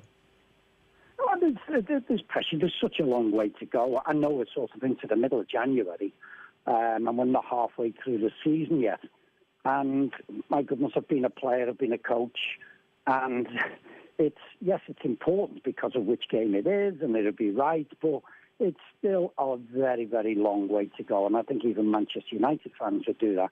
But Liverpool and Manchester United it's the biggest game in world football. I still believe that no matter what. And Manchester United have had an absolutely wonderful time of it. But that's what we've seen this season, isn't it? We go back quite a few weeks. When Liverpool were playing Spurs, they were the top 2 in the Premier League. And people were talking about, this is Spurs' time. Manchester United and Manchester City weren't even being thought of as title challengers. So, and I don't think Liverpool have by any way got a level of consistency to be saying, yes, it's been great. And yet the last few games, particularly the draws that Liverpool have had, everybody's going, I don't think we've been great, but I don't think we've hit our stride yet. And as we've seen, Everton were at the top, Aston Villa were at the top, Leicester were at the top, Chelsea were at the top. All these teams, so this is the way this season's going to go. I think most people in the game are seeing that. I do think in the end, the consistency levels will come from Liverpool and Manchester City. Manchester United have done exceptionally well And you're right, if they do get a good result, if they were to win Liverpool, well, it wouldn't be over because we'll just have to null and void it like Gary Neville did last year. And then it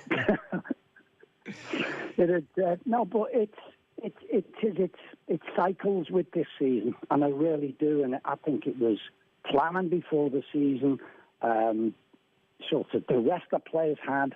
Then, because everything's been crammed in, we're seeing so many games. This will continue, I'm afraid. Obviously, there's been so much chat about the penalties over the last couple of weeks, and Jurgen Klopp, as I say, I saw Mark Clattenburg yesterday talking about in his Mail column, a right good cut-off Klopp, saying that he was a hypocrite, was what he was saying, about suggesting that United players are trying to win penalties, that Liverpool players can do the same. But like that notwithstanding, Phil, is it a bit of a sense of sort of a bit of nerves now on Klopp's part that he's having to engage in this stuff, and that's the outer expression of the concern that maybe he has himself about where this Liverpool team are at? No, I think he is. I think he knows that consistency of that he's looking for has not been there for nearly all season. This has not just been the last few games, as I explained before. So he is sensing that, and I just think it's those words getting them at it. Like, there's only been a few games, and dare I say it is the bigger games at Liverpool. The Spurs game, we were absolutely fantastic. I think there was only Jose Mourinho who didn't think that. Was a stunning performance. Chelsea was a stunning performance, and I think Leicester was very, very good. So the games are few and far between, but there is a level with these players.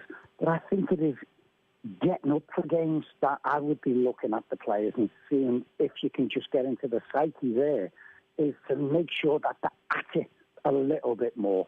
I know you do always end up getting those extra goals, which will just get you over the line. And if you want, Manchester United have changed that round. You look at the mentality of them, and with confidence, don't forget, we're talking about Manchester United going back 3 or 4 weeks, where people were saying, especially after the Champions League, these are no chance. Even Manchester United legends, these are no chance. If these think that they can win the Premier League ever, they've got with this side. And yet all of a sudden people are saying, realistic challenges. This is the season that we're having. And Manchester United, I believe, have fell upon a side which I don't think Bolly thought that he would do. And in that sense, I'm talking about McTominay and Fred, who most Man United fans and people go, God, they're not in our starting 11. And they're proving a very good formation, giving protection to what was a delicate back four. Is in many ways, Phil, is this, I guess, a far more high-stakes game for Manchester United this weekend? Because regardless of what happens, it does seem that Liverpool and Manchester City still have that capability to go on an outrageous run between now and the end of the season. It's not looking overly likely that maybe Liverpool won't go on that run, but still, these are teams that have got players that have gone on 90-plus seasons in the last couple of years, whereas Manchester United have yet to prove that. So they maybe need the cushion that perhaps Liverpool don't need. Yeah, I do. That's a fair point, and Manchester United do. You don't know, because Manchester United, as we've seen with Ollie's done so well with the side, but you know he's only a defeat away from everybody talking about his job again. I mean, that's how delicate it is, and being Manchester United and getting to a high, but a couple of defeats, and you know that pressure comes on these lads who again, as you just said, are not quite used to it. But Liverpool and Manchester City, listen, weeks and weeks ago when people were saying Man City, it's not. You know Manchester City can go, and they could possibly, and Liverpool could win every game between now and the end of the season, because they've proved they can do that. And with this Manchester United side, it is always delicate with the comparisons of the past. We've been there, for goodness sake, so we know how that feels. And the players, they can't sort of get the shackles off. You're looking at Pogba. I was wondering, will Pogba actually play on Sunday? And his performance the other night against Burnley suggests he will play. And he is maybe coming good at this moment. Yeah, he's in the right run of form. When you look at the various strengths, Phil, obviously Liverpool's well written about main concerns at the minute across the back, and arguably United's main strengths, Pogba's form notwithstanding, are up top. Does that give you some cause for concern? It does do, because Liverpool have got more pace up there. I think they will go with Martial up front, because I don't think they'll come out. They want to sit back and do the counter-attacking, which they're very good at. But then that requires Martial and Rashford both play. Then you've got Fernandes and Pogba. That's what I'm saying. Those four are very, very good in different ways, which helps a side. So, yes, they would worry me, because our defence has not been great, and it is a problem. Matip has not trained yet, so it's looking as though he might not. Reece Williams, talking about the pace, would Reece, as we've seen against the young boy Barry at Aston Villa in the FA Cup, didn't have the legs for it. So will he go back to Henderson again to look to go in that back four? Will he take a chance on Nat Phillips? I'm not quite sure. He might be going. But Henderson out in midfield then, because I think that's where we can overrun Thiago, Wijnaldum and Henderson can overrun the two players of Manchester United. Yeah. If you were in the dugout, Phil, what would you do? Because it's a hard one, isn't it? Like, you've got inexperience of Henderson in that position, and then you're also losing his impact in midfield. Absolutely, but I would have to go at this moment in time, because of the game that it is. I would probably have to go with Henderson, and I know that is not right, and it'll be called a sort of a masterstroke if it comes off in Liverpool win and they do it. But it does take that energy and that high press. Nobody does it better than Henderson in that position. And I think that's what will be playing with Jurgen Klopp's head, is he will miss that. So then it comes a conundrum. Who does he go with? But I do expect, as I said to you before, the bigger the game, for the players to get up and at it, they need the big game, and there's no bigger than this one, Whitman. And I have no doubt that Liverpool will turn up like they haven't done since the Spurs game. And yes, it was great against Crystal Palace, scoring 7, but we had 8 shots, 7 flew in. But this, to be up and at it, I think you'll see a game like the Spurs game. Do you think, by the way, that like, given the conversation we've literally just had, that I know Jurgen Klopp has said he doesn't want to buy anybody in January, and maybe that's just, he could be gaming it a bit, but do you think they do need to bring somebody in, even somebody of decent quality, obviously, but even temporarily? I've thought about this, and as soon as Virgil got injured, you were looking, well, maybe we'll get sort of a loan player, somebody who's at decent level. Maybe they're not playing somewhere and get a loan. But I think it's become more apparent and more important that we actually sign, if that one's out there. Upamecano is at Leipzig is the right one, but we're playing in Champions League. We'll let him go, but he does have a presence. He can be a starter straight, and that is the important thing. You can get somebody go straight in. We've only got really 3 centre-backs anyway, but Matip's always injured. The other 2 are injured also at the moment. So you're needing somebody. If the right one is there, you have to purchase them, even if it costs you, which it will, more than it will do in the summer. So I think it's quite imperative that we do try and get somebody in the January. Yeah. Given that we've just spent a bunch of time discussing both of their defensive frailties, it's destined to be 0-0. What's your prediction? I hope not, for goodness sake. Yeah. We'd enough of that with the game last night. What do you think is going to happen? I do think, and I'm really expecting Liverpool to come out. I think Ollie will have them sitting a little bit deeper. The block will be a little bit sort of lower. He does like doing that and then hitting on the counter. So I think we'll see a little bit of that from Manchester United. They'll have looked at Liverpool in the way how they played against a team to defend so deep, and they have found it difficult. But this will be a different Liverpool side, and they will be absolutely bang at it on Sunday. And I think that is where the tables will be turned on. I'm hoping there'll be goals. I'm hoping, for goodness sake, that it'll be a great, as I heard you say before, a derby. It's not our derby, but It does take on that feel.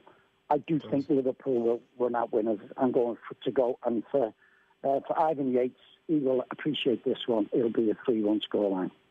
Oh, we look forward to it. We look forward to it. I assumed that, Phil. I did assume that. Thanks a million. Enjoy the game.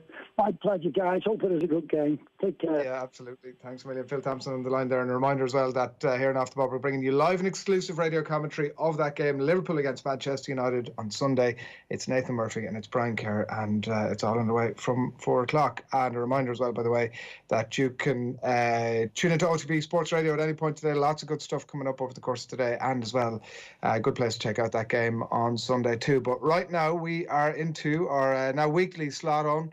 It's weekend bingo, where Owen is going to mark a card of bits and bobs that are going to happen over the weekend that you don't really already know about. So we're going to jump right in here, and people can print this out on and obviously have it at hand over the course of the weekend. The popcorn in one hand, the remote in the other hand, and then weekend bingo in the other hand. Obviously, is the objective here.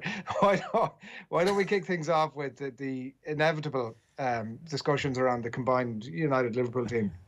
Yeah, that's first on your weekend bingo card this week. Combined Manchester United and Liverpool teams. This always goes well. This is always a good idea.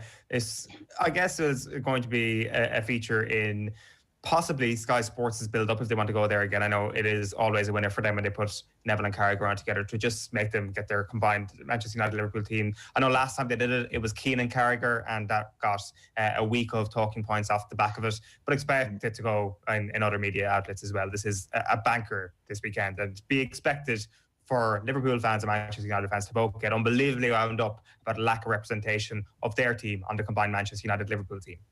I'm doing everything in my power not to engage in a conversation about what that team is on. And on that basis, I'll move swiftly along to the next category, which also relates to this game and the United manager.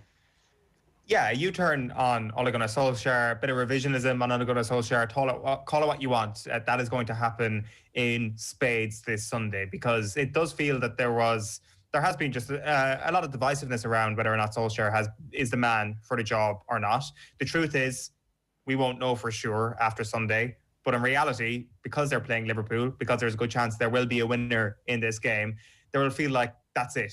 This is the conclusion. Full stop. Solskjaer is, and then you fill in the blank, either a failure or a legendary manager. It can only go one of two ways. We've had, obviously, Colin Bouygues on the show this week saying that Pochettino should have come in to replace Ole Gunnar Solskjaer. He was a brave man putting out that opinion this week. But if Manchester United get beaten, and if they get beaten well, what did Phil say? 3-0 to Liverpool this Sunday, then there'll be a lot more people putting their head above the parapet and going back to what they originally thought about Solskjaer, despite probably thinking that he was doing all right for the last few weeks. The referee is a Manchester United fan, is that the point? Paul Tierney and the conspiracy that surrounds him is next up. So on Anfield.com, this is a quote from the website. One statistic has been noted by Red supporters as a concern ahead of the derby at Anfield, with Paul Tierney having never awarded the club a penalty in his 13 games refereeing the club in the Premier League. Interestingly, he has only once given a penalty against Liverpool too, that being Jorginho's failed spot kicks at Stamford Bridge earlier this season. As Liverpool writer Stephen Drennan pointed out, however, Tierney has given United 5 penalties in his 13 games in charge of the Manchester club. This is it. Illuminati confirmed. The rulers of the world are all wearing Manchester United jerseys. The rulers of the world are all Alex Ferguson, adorers of Alex Ferguson. This is it. He's awarded 5 penalties to Manchester United, 1 to Liverpool. He's refereed them both in 13 games. How is this scandal being allowed to happen? Expect this conspiracy to grow legs over the next couple of days. Well, that has really shed light for me on a conversation that I've never known fully how to get the grasp on, whether the insinuations were that United players were divers or all referees were secret United fans. But that's shed great light onto it. So thanks for that. Manchester City, according to your next category, are going to tear Crystal Palace and you on at the weekend. Is that the insinuation here? Well, Phil Foden has started to start games for Manchester City, and as a result, he started to score goals for Manchester City. We all know this guy is good, but because he's English, he is extra good, and it is going to be painted to us that this guy is going to be the next Lionel Messi anytime soon. Of course, Lionel Messi could become a teammate for him anytime soon as well, so I guess it makes sense to compare him to a potential future teammate, but expect the hyperbole around Phil Foden from the British media to go through the roof this weekend because he's in a rich vein of form, and yes, I expect him to score again. The next category you've thrown open to our audience. Well, that's the blank one in the middle. So we leave that blank for a moment. We'll come back to that in the end. So we'll move on to the next square, which is, you obviously just aren't a bingo aficionado. The middle square is always the most important one. It's the last one to fill in. We'll come back to that one at the end. So next up this is not about Frank Lampard. This is going to be this is a win-win for me. This is an absolute banker of a bingo, because if Chelsea win this weekend against Fulham, he will say, Frank Lampard this is not about Frank Lampard. He will say that quote. He will refer to himself in the third person, which kind of means that it probably is a little bit about Frank Lampard, and give all the credit to the players. If they end up losing this weekend, then it literally will have nothing to do with Frank Lampard. Frank Lampard will put the blame on the players and say, well, Edouard Mendy, who he happened to spend a lot of money on and I signed off on, he made an awful mistake for whatever happened. Or he will certainly lay the blame at some of the players' doors. So whatever happens this weekend, it is not about Frank Lampard. I watched some of his press conference with interest during the week, where he was talking about where Frank Lampard was talking about Scott Parker in terms that you would normally have expected maybe somebody like his uncle to be talking about whippersnappers coming into the game and what he admired and saw about him. That's 42-year-old Frank Lampard talking about 40-year-old Scott Parker and the attributes that he brings to the table. Next up, I didn't see that actually. Next up, we've got awkward celebrations. So Tory MPs, they've finally cracked. They've just figured out, and they've had this moment of enlightenment over the last week. They figured out how they've managed to mess up their own response to the pandemic so badly over the last 10 months, and it is all on Premier League footballers. If you see Premier League footballers hugging and standing within 2 meters of one another this weekend, it is them that have failed, not the Tory MPs. Expect more celebrations this weekend, but expect more celebrations that are very, very awkward, kind of like the first weekend of the Bundesliga when it came back, where it could be Phil Foden celebrating a goal and he goes for the hug and then he pulls out of the hug, or it's going to be a couple of high fives that are not reciprocated, something like that. There's going to be some beautiful awkwardness around it, but also expect a couple of real celebrations that are met with a massive backlash from all those in the House of Commons. Paul Tierney could get involved in the celebration. That would be a right twist in it. A scandal closer to home you're expecting, Owen? Well, I think you're expecting to see a lot of teams hit the beaches this weekend. I think that there's a possibility that on our weekend bingo, when you get that giant stamp out, you're looking at the Kilkenny footballers are going to hit the beach in Laois, and they're going to bring a soccer goals with them, and they're only going to go score goals, and they're only going to really work in their celebrations, and it'll be on the back page of all the newspapers on Monday morning, and the Kilkenny footballers will be thrown out of the championship from now for the next 20 years. Bringing shame on our great sport. Finally then, second last one, we'll fill in the bottom right square here. And it is dads playing ball, because in the NFL this weekend, it is Brady versus Breeze, a combined age of 210. If you are a dad, or if you have a dad, instruct them to put that ball down, put down that American football. It is too late. You cannot replicate what these guys are doing. You cannot emulate them. Yes, we know they're unbelievably old, but they've got a bit of the work put in already. What age are they actually? 43 and Breeze 42. Somebody will correct me on that, I'm sure, pretty quickly. Finally then, the middle square, let's fill this in. This goes to our Instagram audience. Ronan Flanagan, congratulations to you. You came up with the best suggestion for our middle square this week. Bielsa to say bueno in his post-match interview. They've been putrid for the last few weeks. I think Ronan Flanagan is right. There might be a little bit of a backlash, and Bielsa will probably meet a 6-0 smashing of Brighton and Hove Albion with that was fine. Yeah, I think that bingo thing should actually be his interpreter getting the death stare at some point during an interview. That's an absolute banker every weekend. Owen, good stuff. Enjoy your weekend. Yeah, thanks. Crying over the print out the All-Star nominations and shed your tears over them over the weekend, I'm assuming, is plan A. It certainly is. That's dressing room wall stuff right now. I'd be surprised that Peter Keane already hasn't printed off 40 copies of that to give to every member of his squad.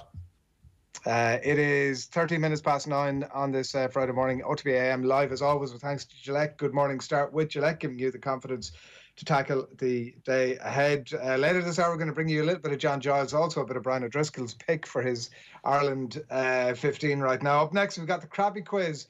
Jaron and Tommy are going to join us. We're back after these. OTB AM on OTB Sports Radio, Ireland's first and only sports radio station. This is OTB AM. I would say that Nadal's force of will and stamina and sheer bloody mindedness is unparalleled. But nobody comes close to Federer's talent and the fact that he maximised that natural talent. And for me, that's why Federer will always be ahead of Nadal and Djokovic, even if Nadal or Djokovic win more Grand Slams than Federer. I still think Federer is the best of the three. OTB AM, Ireland's only sports breakfast show, weekdays from 7:30 AM, only on OTB Sports Radio. Live 24/7 on the OTB Sports app. OTB AM. With Gillette, we don't just play the game, we change it. Gillette, made of what matters. Oh, and we're on PFL, that's why you couldn't hear us.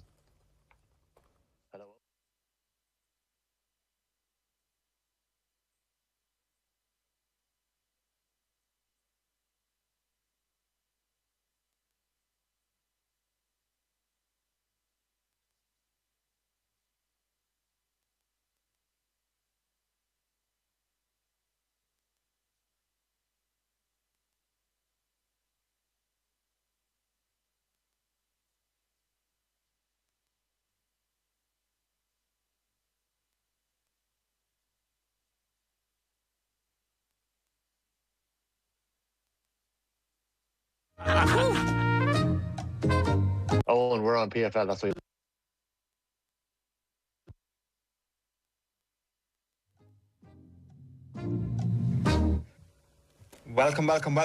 Welcome along to the shoutiest segment on Irish radio. It's the scintillating, it's the stupefying, it's the splendido crappy quiz. Every Friday, we pit three of Team Off the Ball up against each other in a no-holds-barred quiz of sporting factoids at the end of the week. We are back for our first quiz of the year, and a special shout out to Mick Whelan on YouTube, who watched our big crappy quiz of 2020 and left the following comment. I think Owen and Cringeworthy literally go together on this channel. As for the rest of them, good God, this is excruciating stuff. Thank you for your comment, Mick. Allow me to welcome today's contestants. Our first contestant today is now from the Connacht side of Athlone. Leinster may be the greatest team in any sport ever in the universe, but Jack Carty's masterclass in the RDS a few weeks ago has made this man abandon his province and his principles. Give it up for Adrian, who's your daddy Barry. Woo! Yeah, no, like he did go to the same school as myself, albeit some years afterwards. But so I would definitely like to keep an eye out for him and hope he's going well on. But that's obviously clearly a little bullshit. But you know, West is best. West is best, Adrian. You clearly haven't got the memo that this is a morning time crappy quiz. We apologise to everybody on the way to school who's heard Adrian Barry's terrible language. There is no school, is there? Schools are closed, aren't they? Our next contestant today got everything that he asked for Christmas and now sleeps soundly at night, nestled beneath his brand new Bernard Brogan bedclothes. Give it up for the Meath Hillbilly, Tommy Rooney. Hi, folks. How are we doing? Good. How are you? Dubs. Good. Yeah, good. Up the dubs. That's the worst fake background I've ever seen there, Tommy. Fake? Why is it fake? Your camera is so good, it makes it look like your background is fake, when actually, you know. Oh, it's the iPhone camera. My background is my big Bible here. It's my look Bible. At the way he reaches out to one thing. He's like, Joe, look what I have in hand here. It's my Bible. Bruce Springsteen, all the songs. Background a little bit. Is that just a songbook? Or it's just him explaining all the songs in his own words, or what is it? Oh, there's nice pictures in it as well. Yeah. Great. I'll get back to you when I read it, but. You're a man for a quiet night, strumming away on the guitar, belting out a few Bruce Springsteen tunes. I'm not. I'll be honest. I was decent at piano, and I gave it up way too early. But I had it in my head that I could play the guitar once, and I tried to play Whiskey in the Jar to two of my cousins when I was 13 years old, and I never saw them laugh so much in their lives. So I haven't gone back to a guitar since, Adrian. That's the worst Irish story ever, where we don't encourage people, where we just neg on young people. You need to shove it down their throats, Tommy, and beat them over the head with that guitar, metaphorically, and go and learn it now in this lockdown. Go on, be yourself, be who you want to be. I'm going back to the piano, Jared. That's what I'm doing. The sweet nectar of junior football tore you away from your piano. That's what happens. Intermediate football on, come on now. Oh, well, intermediate. It was junior back then on. You're correct. Intermediate now, Adrian. Thank you. Our final contestant today is the White Goodman of Team OTB. He's got the look. Now all he needs is to start a Globo Gym dodgeball team to conquer the world. Give it up for the mustachioed menace, Ger Gilroy. Dodgeball, one of those things that I actually still haven't seen. Dodgeball, really? Come off it. If you can dodge a spanner, Ger, you can dodge a ball. Does he not like? No, he does not. Is this up there with, is Ben Stiller in period drama sort of territory for you, where you think you're just not like it? No. Royal Tenenbaums, absolutely sensational. Big fan of Zoolander. I've got to make this happen. It's one of the best sports movies of all time. Those are your contestants, I should say. This morning it is Ger versus Adrian versus Tommy, and we may as well get into round one, which is the boring questions round. Never multiple choice.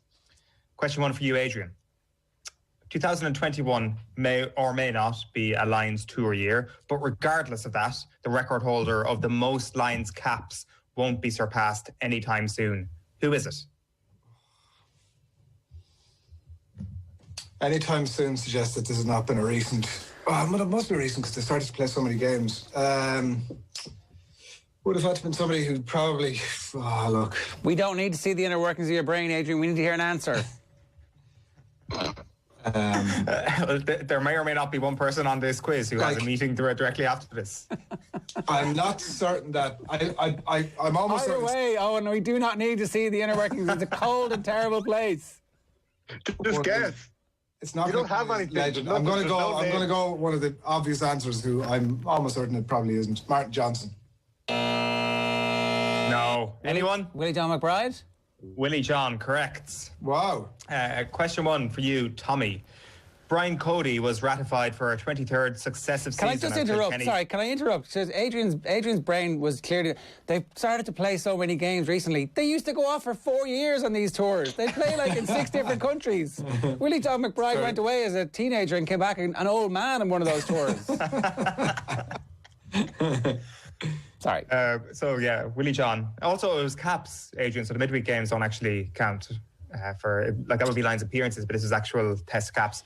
Well, Tommy. Anyway, okay, go on. Brian Cody was ratified for a 23rd consecutive season as Kilkenny hurling manager this week, but who held the role immediately before him? Oof.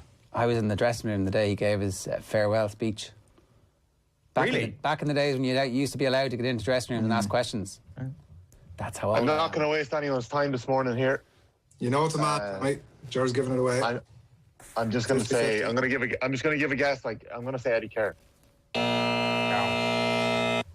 Didn't have it. Fenley. Good question. Didn't have it. He had a Mars bar in his hand as he was giving his speech. Look, we were good winners, but we're also good losers. Yeah, having it. What did he say? We're good winners, but we're also good losers. Go out there and don't, make sure that you don't go acting Buck Egypt around the town afterwards. Which obviously he felt like he had to say it. You were in there with the mic. Yeah. Cool. On the record? The audio Yeah, I've kept the audio. I've kept every single piece of audio. What? 20. You should have. 24 years ago. And Jerry, you've gone 2-0 from questions that weren't yours. Yeah, you brilliant. have no points though. So let's see if you can convert your own. Question one for you. Which team has Tom Brady beaten more than any other in the NFL playoffs? Oh, balls in the playoffs.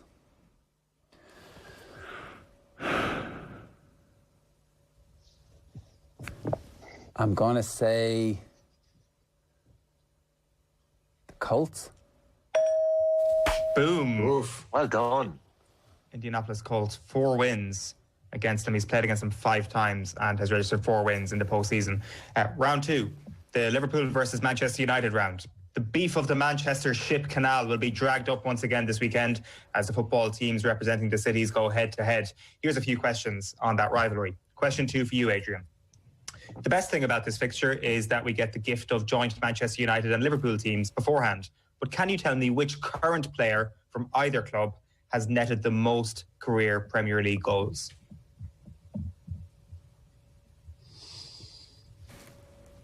What's the question? Which player from either Manchester United or Liverpool has scored the most Premier League goals?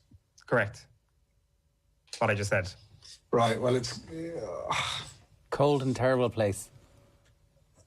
Is it going to be one of the obvious answers? How long are we giving him here? Where's John McBride? I'm in a rush.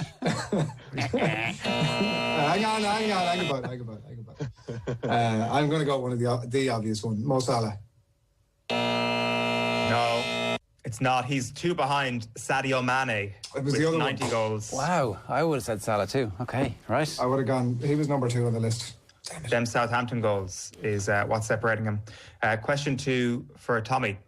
The 4 most expensive signings ever made by Premier League clubs have been made by either Liverpool or Manchester United. So Paul Pogba, Harry Maguire and Virgil van Dijk are 3 of the 4. Who is the 4th?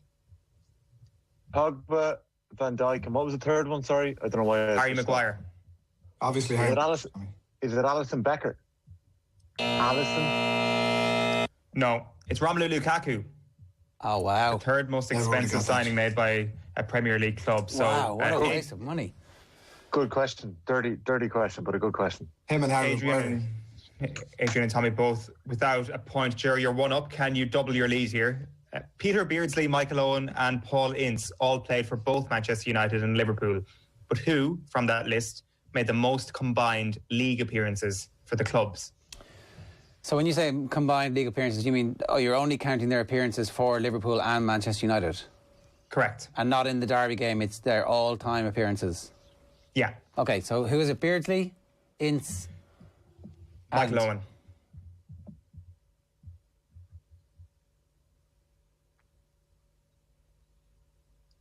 I'm going to say, so all-time league appearances, not just for those clubs, or just for those clubs? No. Just for those clubs.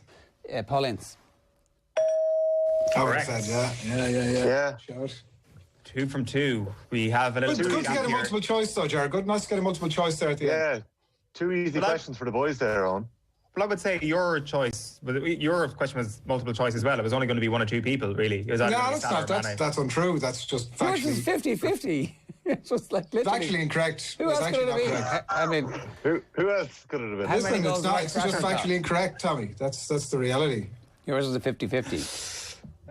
Round 3 is the Home Alone 2 round. In this round, we'll test your knowledge on Home Alone 2 star Donald Trump and the sports people who have come out as his friends. We watched the first 20 minutes and we're like, no, this isn't for us. Shit. Oh yeah, well if only you were like having this discussion on OTB AM during the week.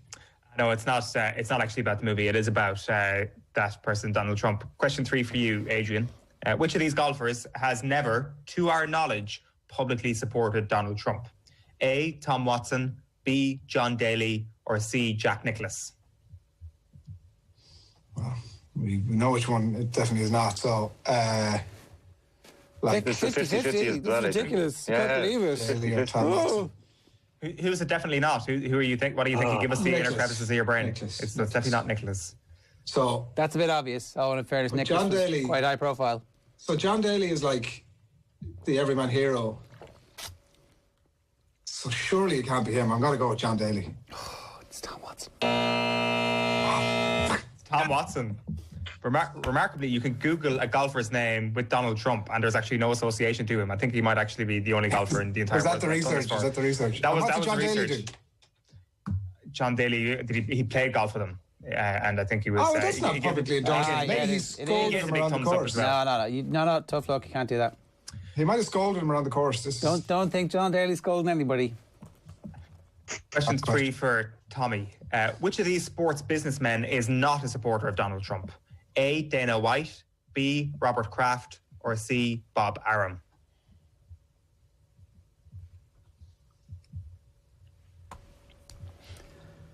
I'm going to pick out a man who stands for all that's right and moral with the world and go with Bob Arum.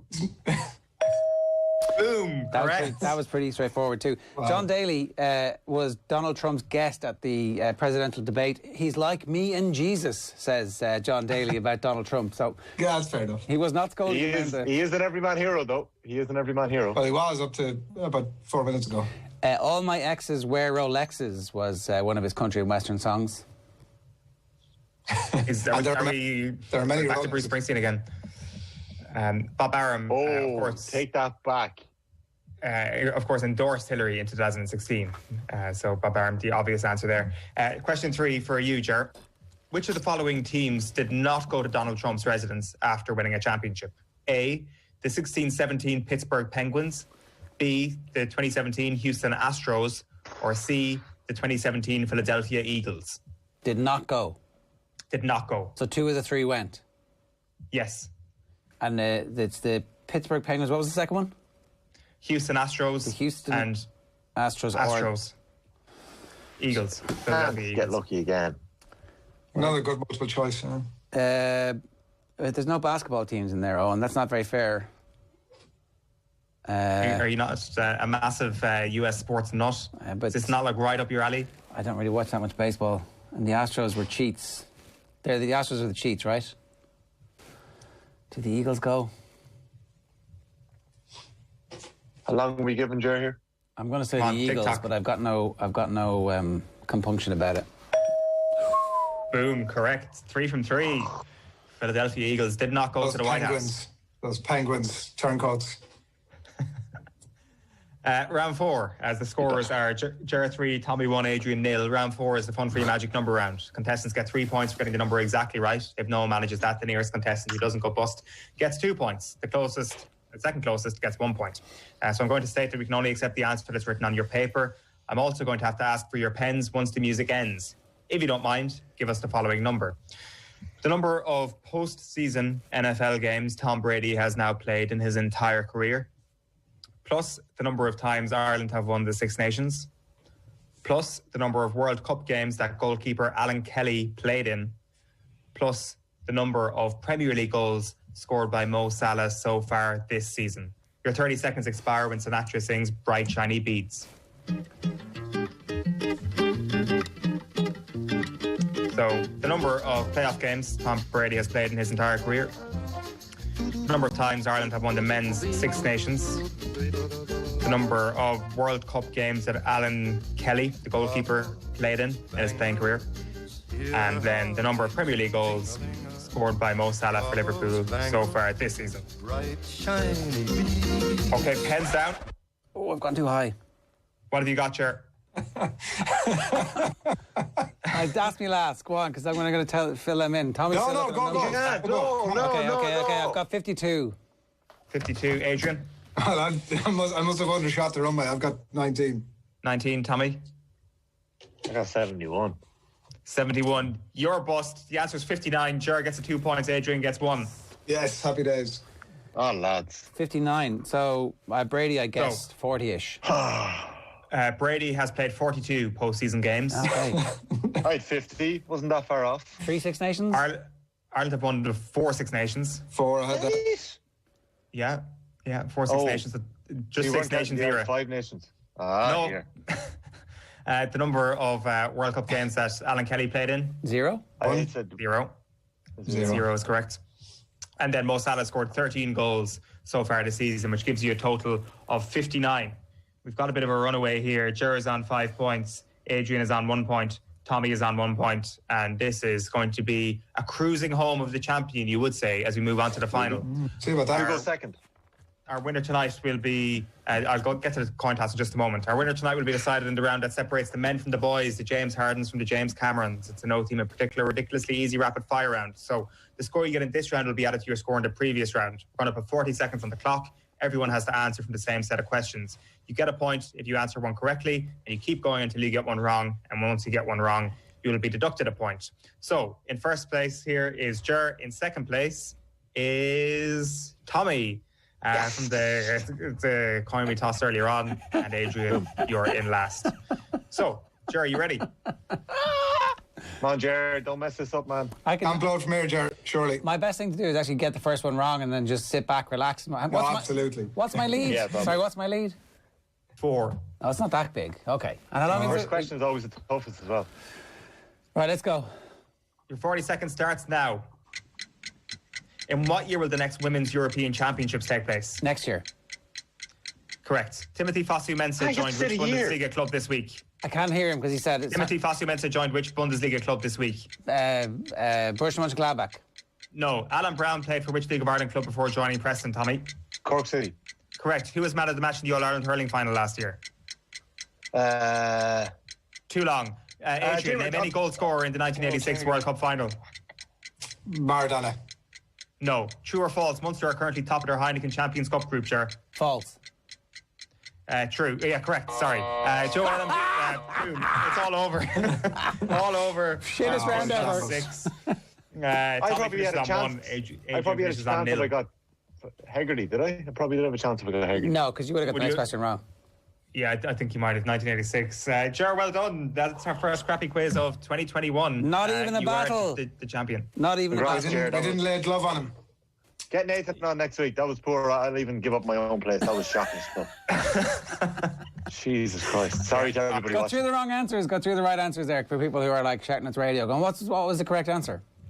Well, I'd say that Ger probably got about three handy points given to him effectively, but he did, Adrian, didn't he? Still won it, Tom. Your 50-50s were tough. Do we have the winner music for Ger to celebrate? Hey, there we go. Just to recap the answers, Women's European Championships takes place in 2022. You got that. Timothy Fosu-Mensah joined Bayer Leverkusen. You're correct on Alan Brown, Cork City. Garrod Hegarty was man of the match. Any goal scorer from the 86 World Cup final, Brown, Valdano, Rummenigge, Voller and Munster, false. I have a question. Ger never actually said a year. Ger never said a year there. Next year, like. And the thing is, you would have, if you'd have said, it's 2021, he would have argued that. I'd have got fired. It's true. I meant like that's this season. Oh, and you were a bit off it there. You could have definitely screwed me on that one. Yeah, Don Giles is up next on OTB AM. I love the false. Correct. Is that correct or true? with around 10 seconds at the end. I mean, correct. Not to mention the 10 seconds we lost at the start when you were like, time starts now. Oh, I better read these questions. But look, I win, so who cares? All right, that is it for the crappy quiz. I've just got word in from my producer that John Giles is indeed next up here on OTB AM. Enjoy. Chat to you next week. Woo!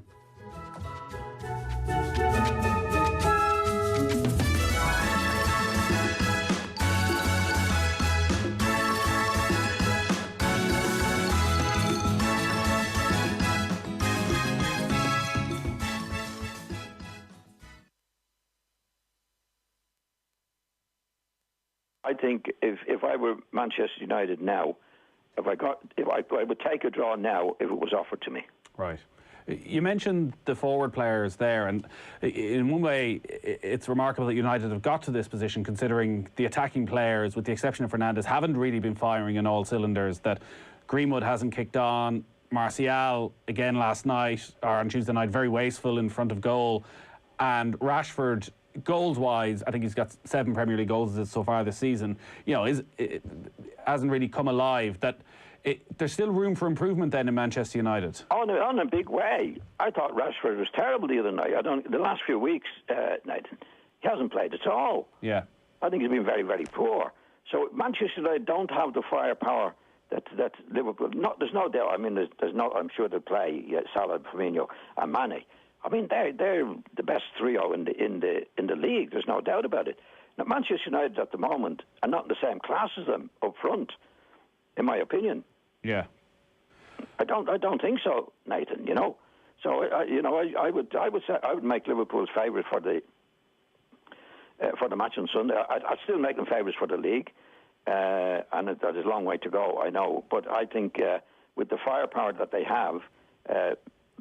I mean, at the moment, Manchester United is dependent on, Pogba scored the other night and Fernandes mostly to score, rather than Rashford and Martial.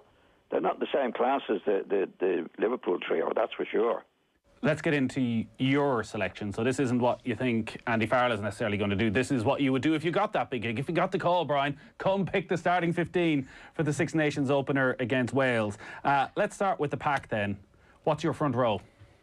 Yeah, I'm a little bit concerned, Nathan, that you're going to be like, I think it's a bit of a snorefest team. I when I wrote it down last night and sent it over to JP, the producer, I did send it with the caveat that I would anticipate that there aren't going to be that many shocks from and oohs and ahs from people that hear it. On the basis that the guys that I'm picking, obviously a number of them I've played with or I've trained with, but also I don't think there's been that much of a standout performer since we saw the internationals back in November. And albeit it was pretty patchy.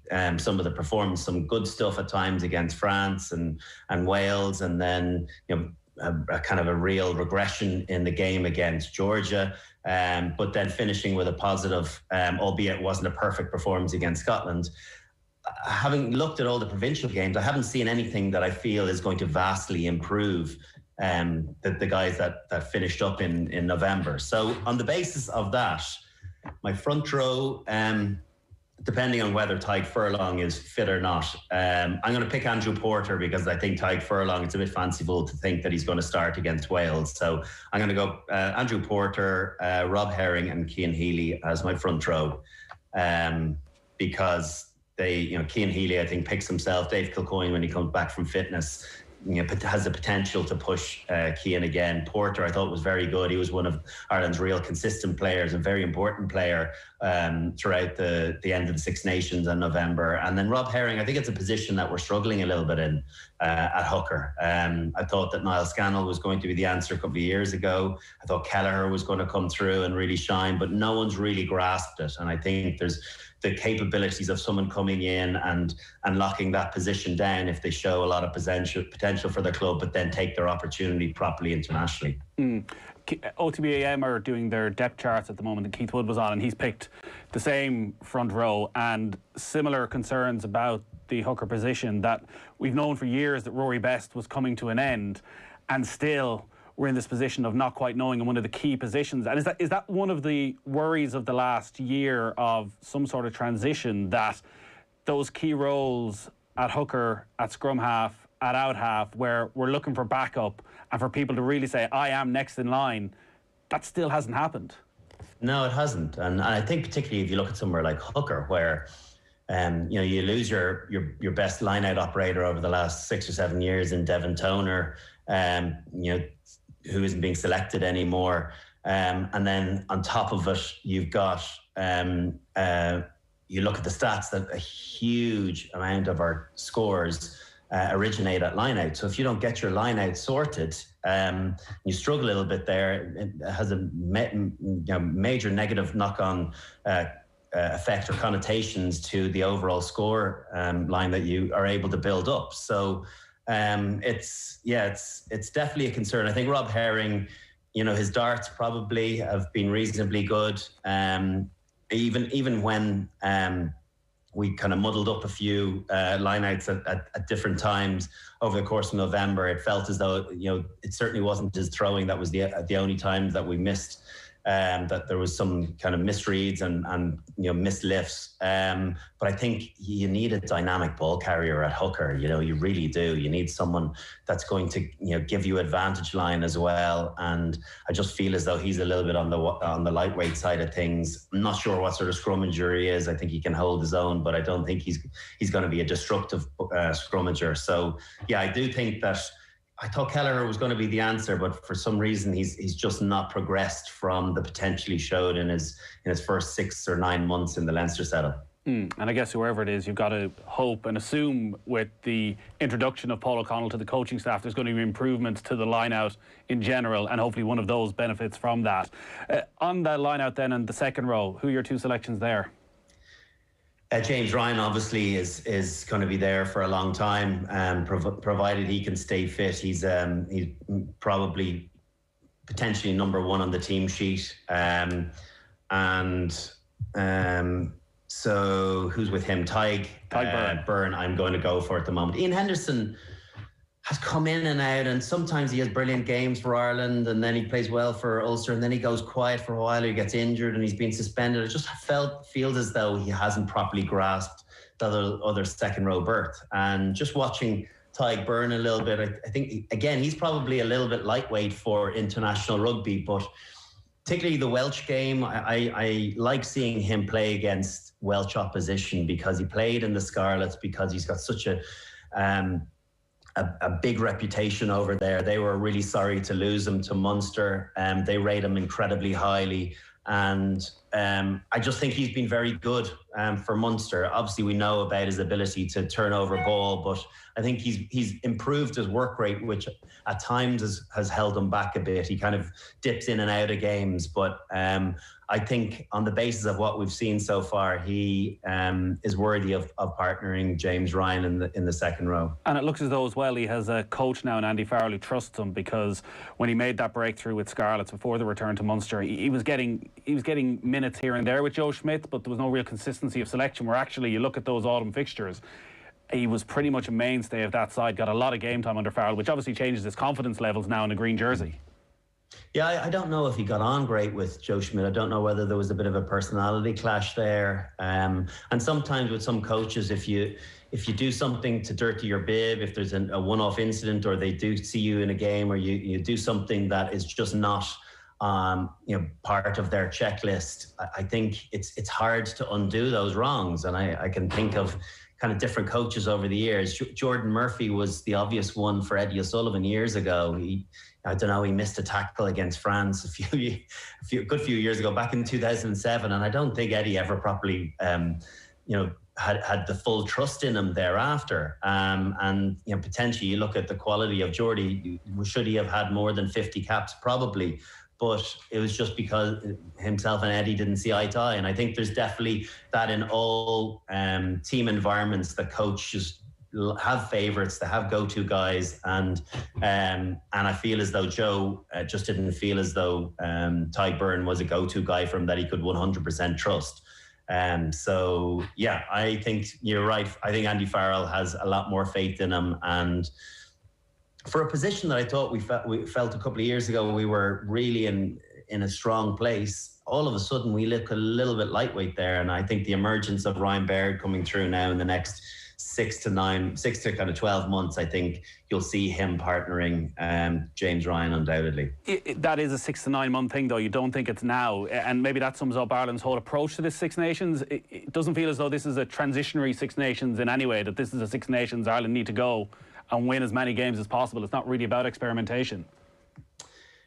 No, it's not about experiment. It's both. It's always both. It's always trying to bring through, particularly this early in the cycle of a World Cup. You've got to think a bit more about performances and results the later the 4-year cycle goes. But early on, the first couple of years, I think it gives you an opportunity to invest in some players that you feel are going to be there at that next World Cup, but at the same time be mindful of making sure that your job is secure as head coach and that you're not on a losing streak. You look at someone like Wayne Pivac, they're sharpening the knives over in Wales already, and yet he could do no wrong in Scarlets. So I do think that you have to be mindful of both. I think Ryan Baird was going to be capped in November before he picked up his groin injury, which is very unfortunate, but he will probably get capped within this year, but I just don't know if he's ready to be a starter. I think you have to earn your crust a little bit more,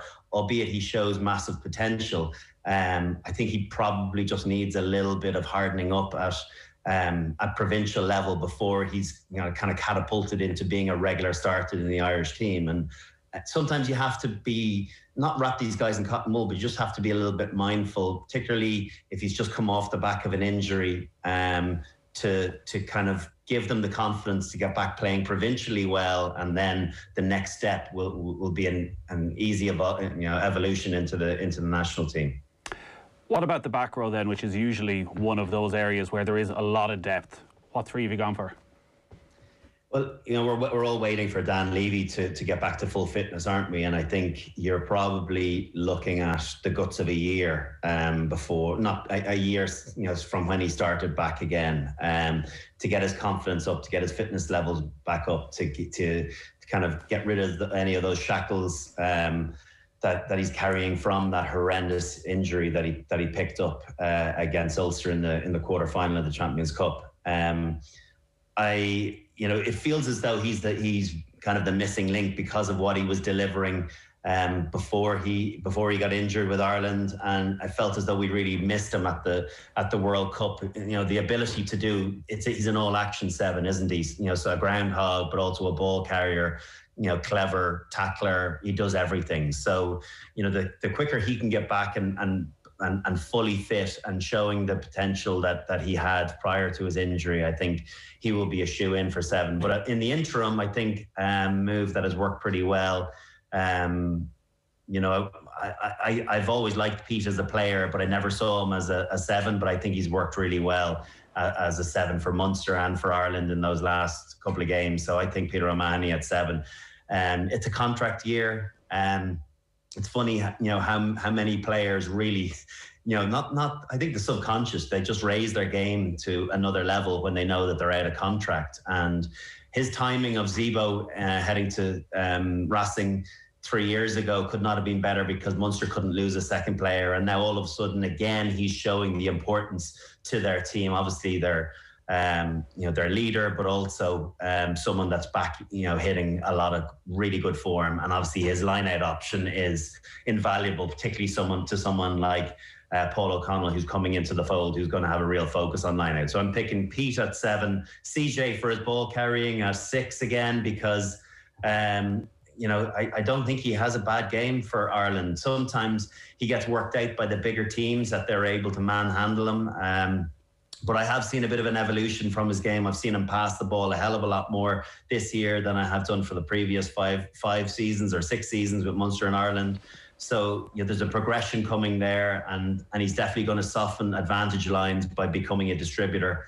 But I do think you need someone with his capabilities of getting advantage line and those really hard yards, along with James Ryan. So him at 6, and then for me, one of the most exciting prospects in Irish rugby at the moment is Caelan Doris. I think he, you know, a different sort of ball carrier, someone that finds soft shoulders, that uses his footwork, but also has a lot of power in the collision zone too, but has the skills to go with it. He does remind me of a Jamie Heaslip of sorts, but I think he's a better ball player than Jamie Heaslip is or was.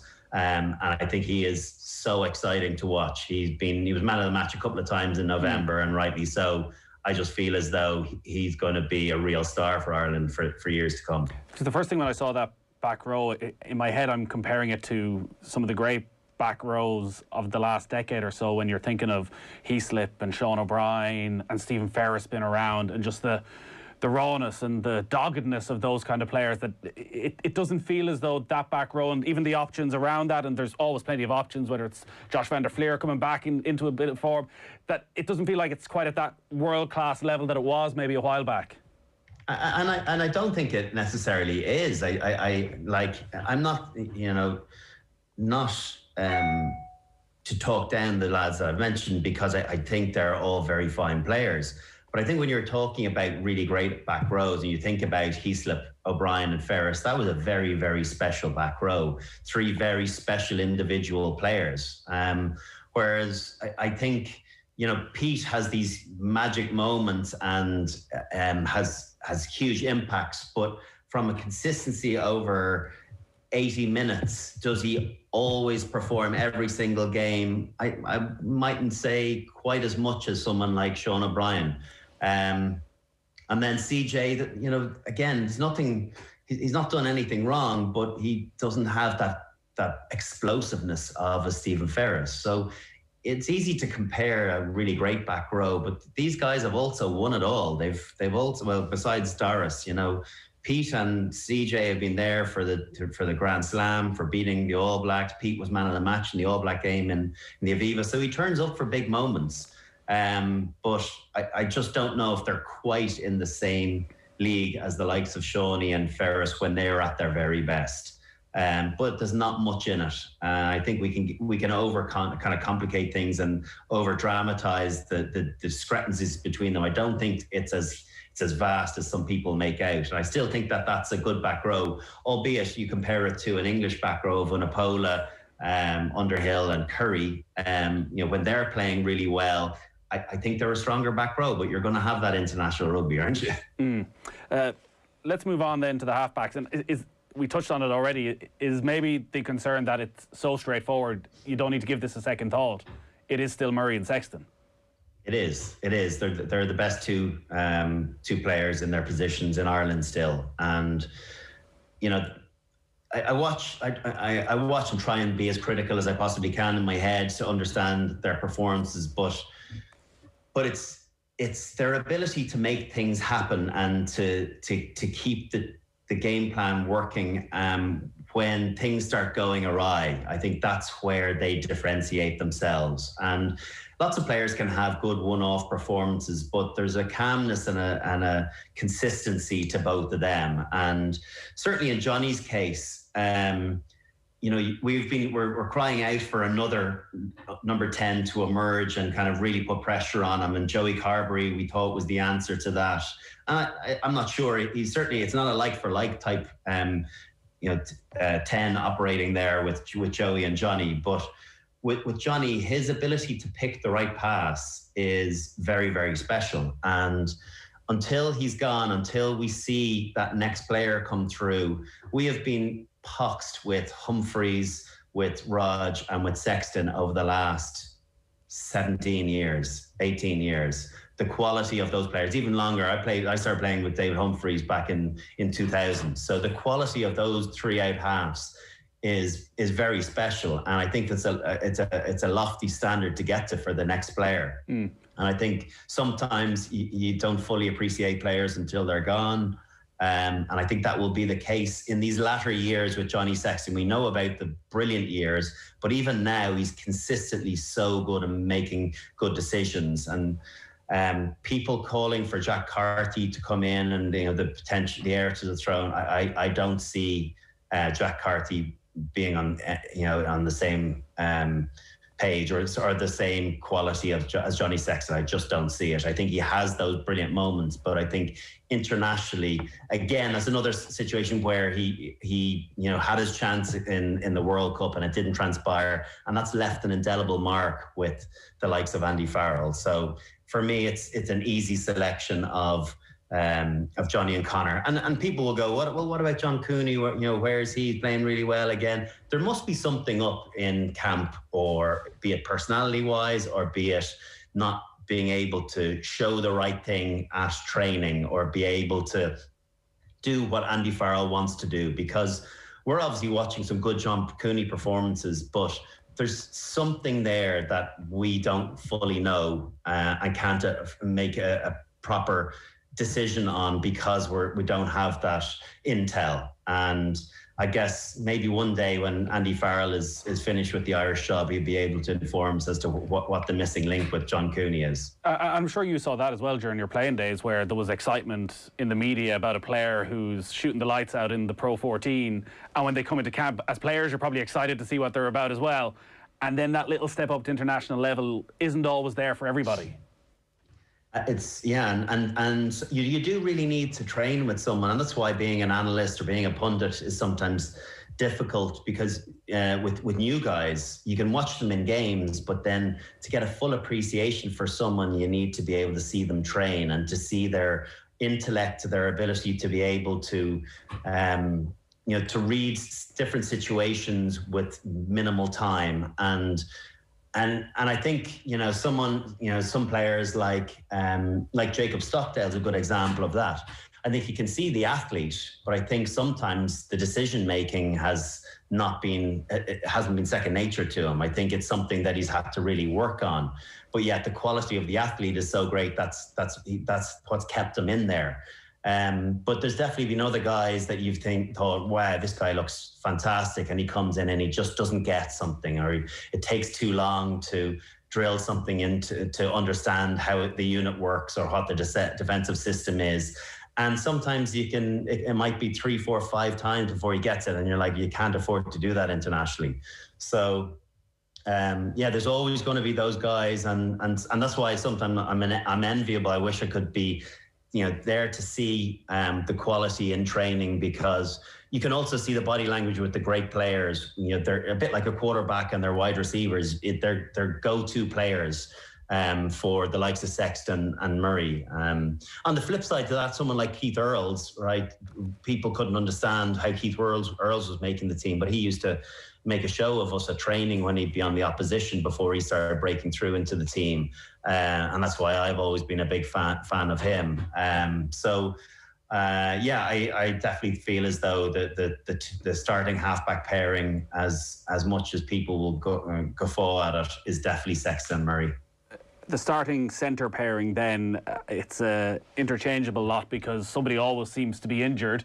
At the moment, Gary Ringrose is still out with the jaw problem, but there's an expectation maybe he might be able to get some game time against Munster in a couple of weeks, and if he does, you'd expect he's back and available. If they are all fit, who are the two? Yeah, I think Gary's the obvious choice at 13. I think he brings the best balance irrespective of who you play at 12. And as much as Chris Farrell's been good with Ireland any time that he's come in, I think you play a slightly different game with him. And it definitely becomes more attritional, even though he has nice soft hand. But Gary Ringrose can do some stuff that all the other centres can't do. And that's why, for me, he's the obvious choice at 13 when he's fit. Then at 12, it's almost a shame that Farrell doesn't see himself as a 12 at all, because I feel as though he's not going to get as many caps because Gary Ringrose is there, because whenever he's fit, he'll be selected ahead of him. So maybe Farrell should consider trying to play a little bit of rugby at 12 and see him as, maybe he does see himself as a viable option there. But in that jersey, I think Robbie Henshall played really well for Leinster the last while. He's been, so he's been kind of nominated. He might have gotten a player of the month last month. He's been very effective. And as much as I haven't seen a huge amount of Connacht, just haven't seen as much written or spoken about Bundy. So for me at the moment, it's always the close run thing with Bundy and Robbie Henshaw. So I would just think that Robbie's done enough to get back into the starting 15.